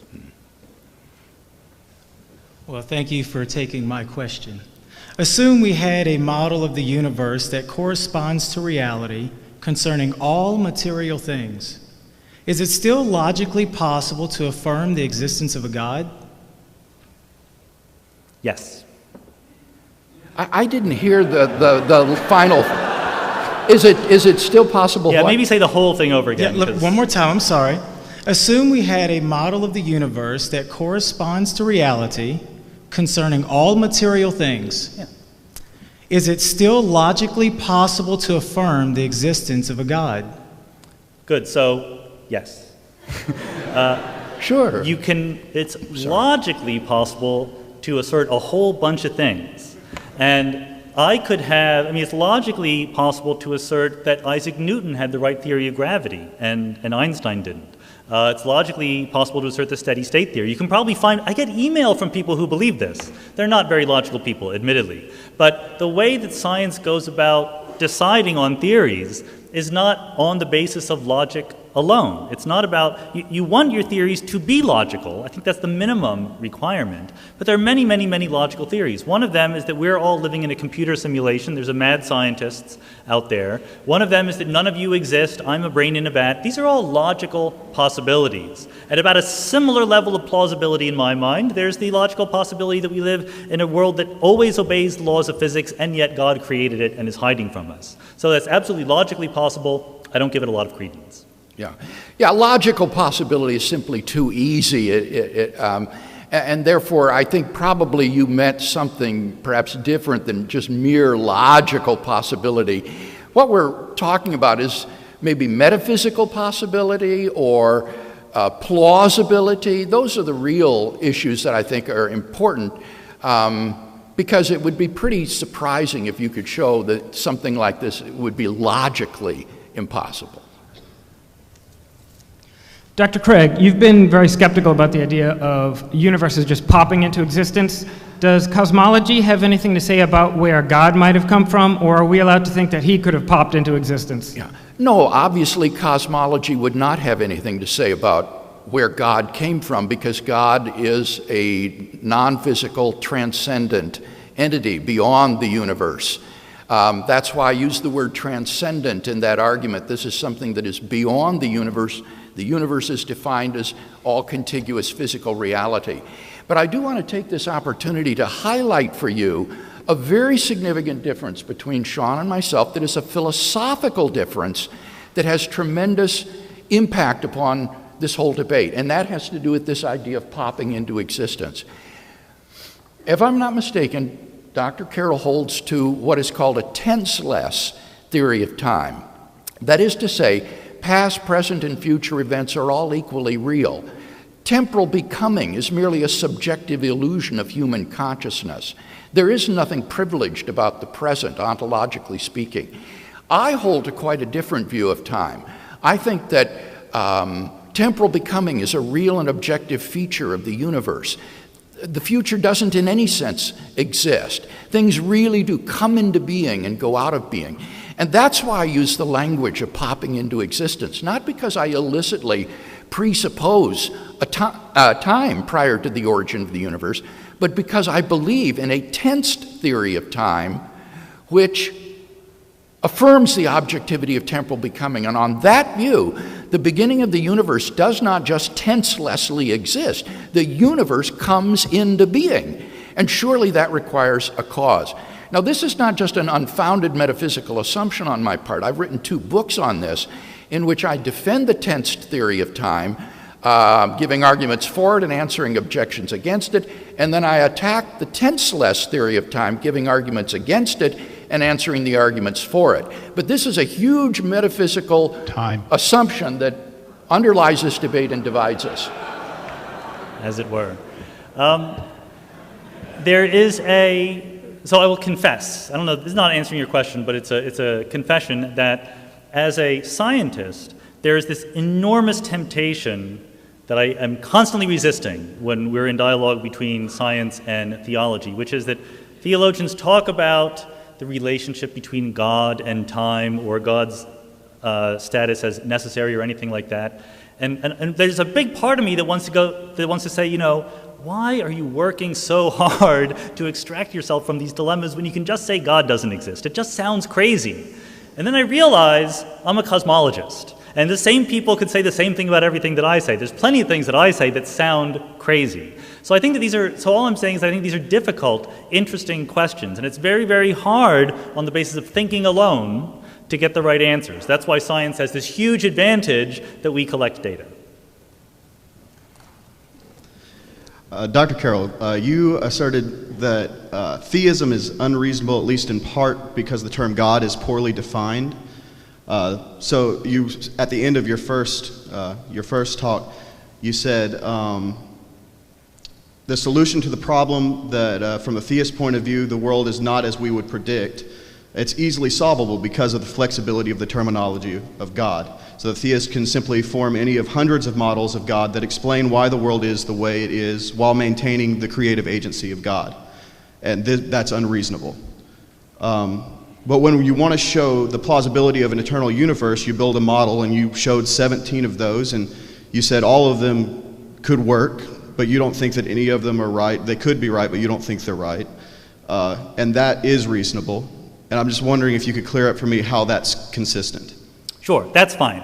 I think that there is a difference in principle between the theist trying to use the idea of God to explain all these different aspects of the universe and the scientist developing many, many mutually inconsistent models and not knowing which one is right until they're developed. I think that with every one of these scientific models, there is an expectation, indeed a demand, that when we understand the model perfectly, it will make absolutely unambiguous, unwriggle-outable of predictions about what the universe is like. I think this is not in principle possible in theism. I think, and different theists probably have different expectations about this, but I think that theists would not claim that once we understand God perfectly, we can predict the mass of the Higgs boson. But a physicist would claim that once we have the correct theory of everything, we will be able to predict the mass of the Higgs boson. I think that's an absolutely crucial distinction. I love this question because in the same way that the scientists develop models of the universe in order to understand it, the theologian does the same thing with respect to God. Different models of God, understanding what He's like. And for Christians, the biblical data concerning God is underdeterminative. There's a great deal of latitude in developing your model or concept of God. For example, one of the classic questions is God timeless, or is He infinite throughout all time? And theologians develop different models of God and time, and then these models are tested. You're tested not by predictivity, but they are tested by their coherence and how well, for example, they would explain how an eternal being could create the universe, or how He could know, for example, tensed facts. I've written a great deal on this, and so you're quite right in saying it's analogous or parallel. Yeah, Dr. Craig, you use the Bohr-Guth-Blankfein theorem to justify an absolute beginning of the universe. I was curious how you'd address a point that was brought up about Guth probably holding that the universe, in fact, was eternal. I haven't spoken to him about it. I have spoken with Blankfein. I think they would agree that the theorem, under this single condition that it states, shows that classical space-time did have to have a beginning. And Guth doesn't dispute that. He says that. Now, when he holds up a little sign saying, I think the universe is probably eternal, that's probably just reflecting a sort of personal preference or skepticism. that maybe we'll find a quantum theory or something that will be a non-classical model that will restore the eternality of the universe. That could be his predisposition or his hope or hunch or something of that sort. But in terms of scientific evidence, there's no evidence at all that the universe is beginningless. As Vilenkin said, all of the evidence is on one side of the scale that the universe began to exist, and there are no models of a beginningless universe that are successful. So I don't know exactly what he meant by that, but I think we do know that the implications of the theorem are that any universe model that falls under its single condition will have a beginning to classical space-time. And also I would say that models that don't fall under that condition usually always have other problems as well. And then I argued that this quantum gravity regime that preceded, if there was such a thing, that preceded the classical space-time regime, that marked the beginning of the universe if the universe didn't begin at the classical space-time boundary. So I don't think it's the right thing to say that the Bordet-Guth-Vilenkin theorem says that the classical universe had a beginning. The part of the universe that we can describe using classical space-time had a beginning, just like this room has a beginning. But that says nothing at all about the universe as a whole.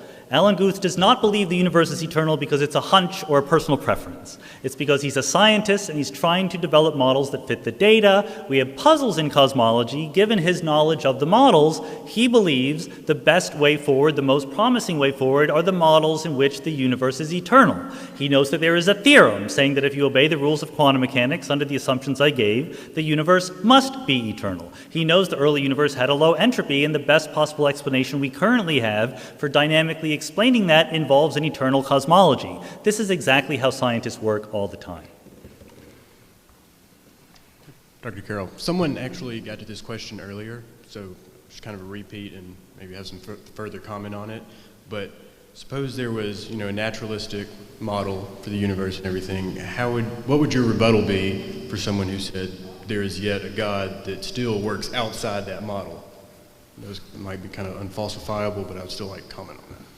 Sure. I think that, again, it is absolutely conceivable that, let's go all the way to the extreme. I completely can conceive of a universe that was brought into existence by God, who is omnipotent and so forth, and for whatever reason, God has chosen to be completely invisible and the universe runs by purely naturalistic principles.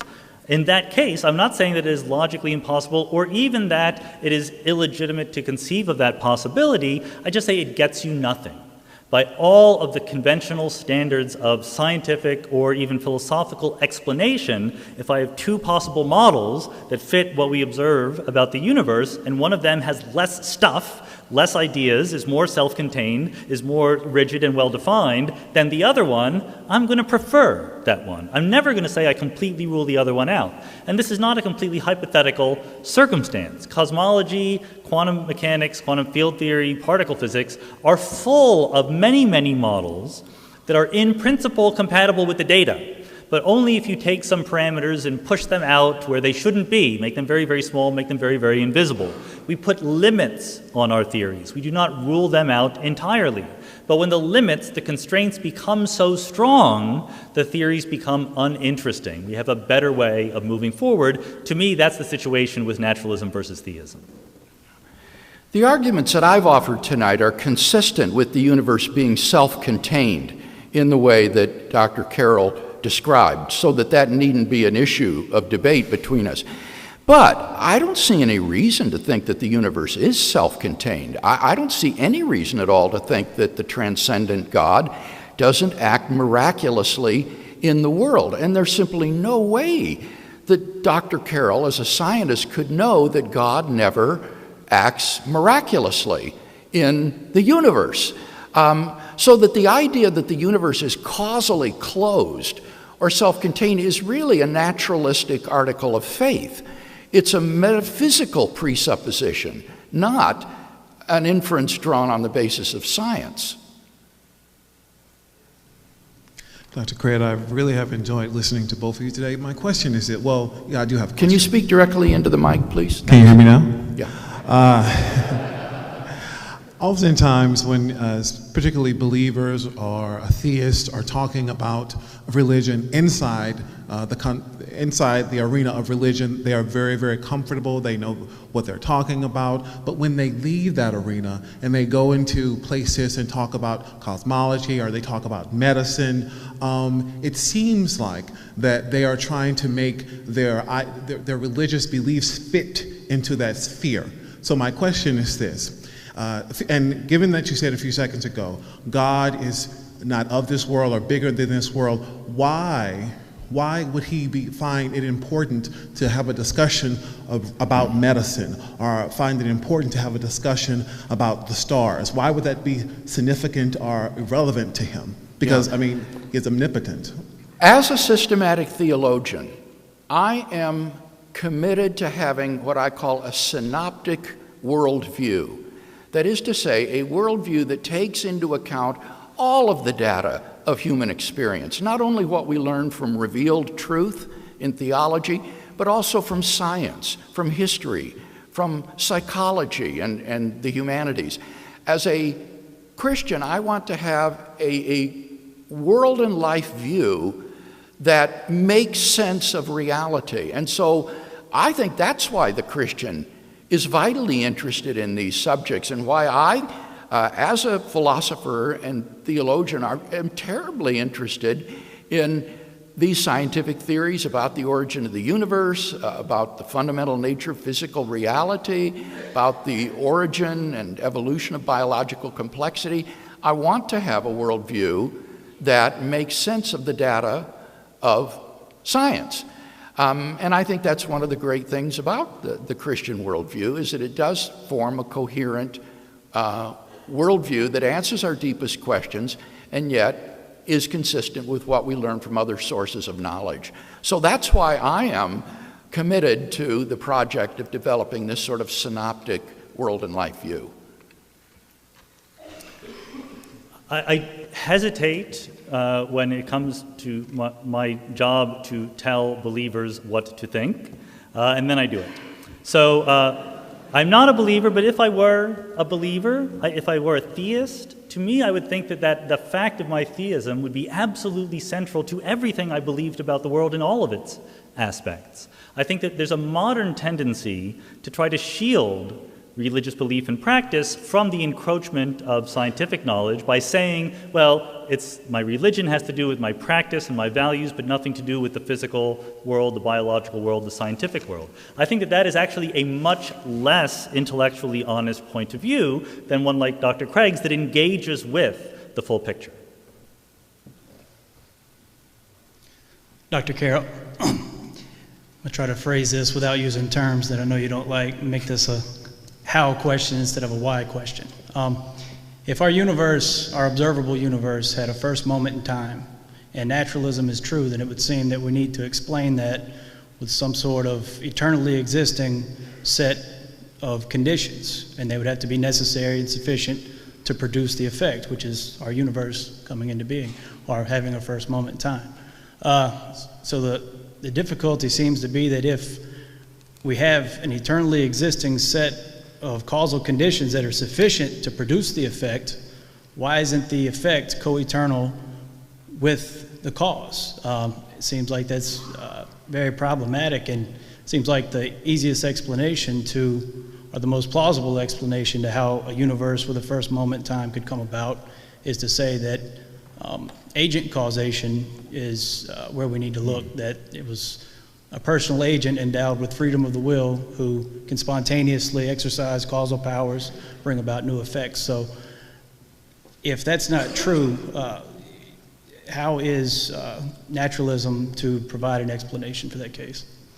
Yeah, I think this is a good question in the sense that this is the kind of issue that tugs at our ability to make sense of these large cosmic questions given our everyday experience with reality. But I will give you a frustrating answer to it by denying your premise. I do not think that if the universe has a first moment in time, that means there is any sort of eternal or pre-existing conditions or rules or laws or anything like that. It simply means that our best and maybe the correct description of the cosmos is one that had a first moment in time.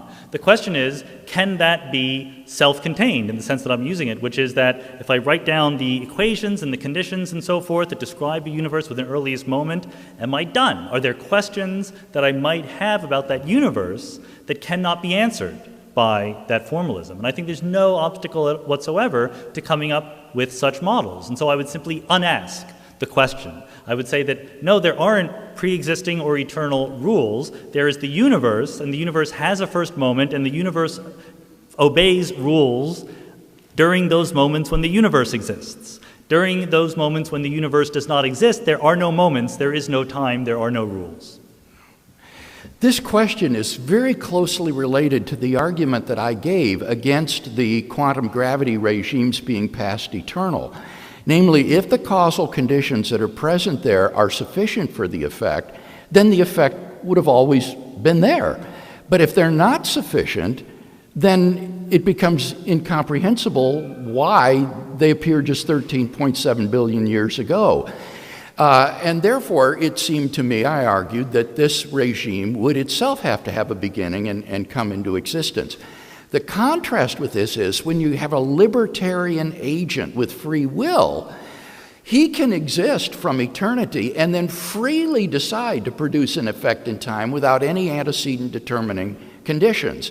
And so in that sense, theism provides, I think, an explanatorily superior account of the origin of the universe because it's got the explanatory power that is vested in an agent with libertarian free will. Time.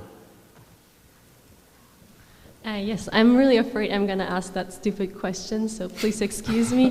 But I don't really understand, like, how do you come up with the probability or improbability, as you have been saying, of the universe, if it's a universe, when a universe only, like, it has only begun once? Like, how do you come up with that? Don't you have to have more scores to calculate such a probability? Yeah, now, which argument is this relevant to in your mind?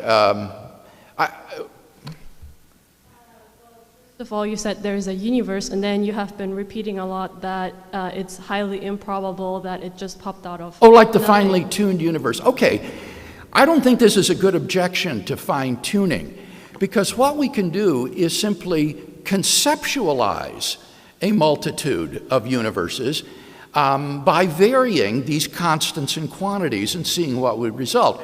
So, for example, the physicist John Barrow gives the following illustration. He says, put a red dot on a piece of paper and let that be our universe.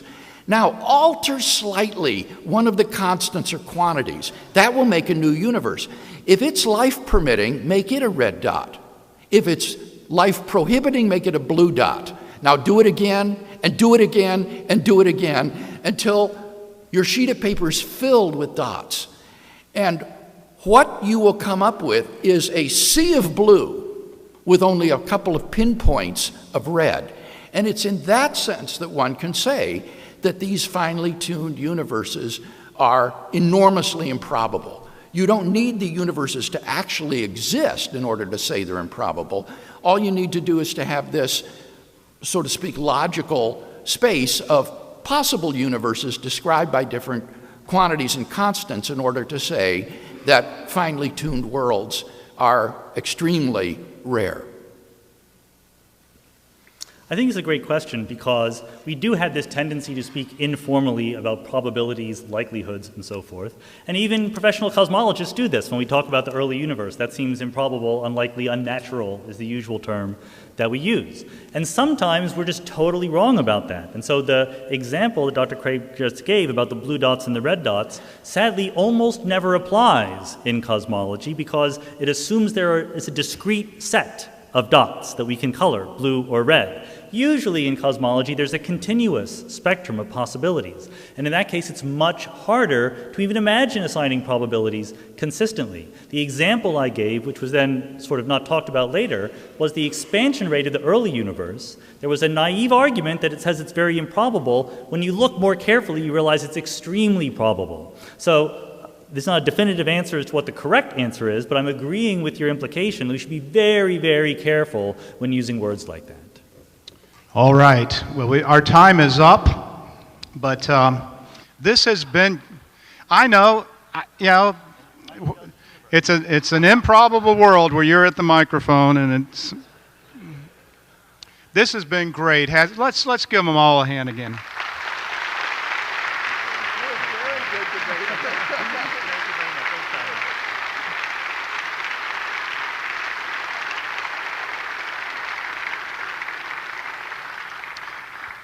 I'm going to ask Dr. Kelly to take all of you, Sean and Bill in particular, out the side door and get you over to the cafeteria where the book signing and reception is going to be.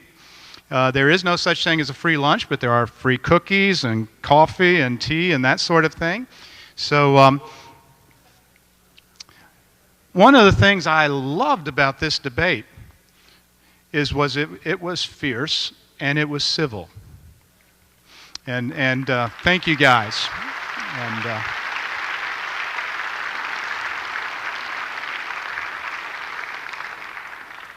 it was also one that was good ideas, deep ideas, complicated ideas, and you're going to have to buy the audio or the video to see it over and over again. And that doesn't disappoint me either. And now I'm just stalling for time for them to get out the door. But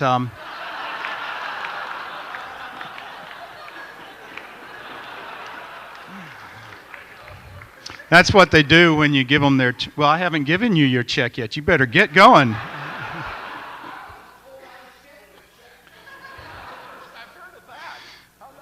Oh, man. The last thing on the thing is a Christian lying.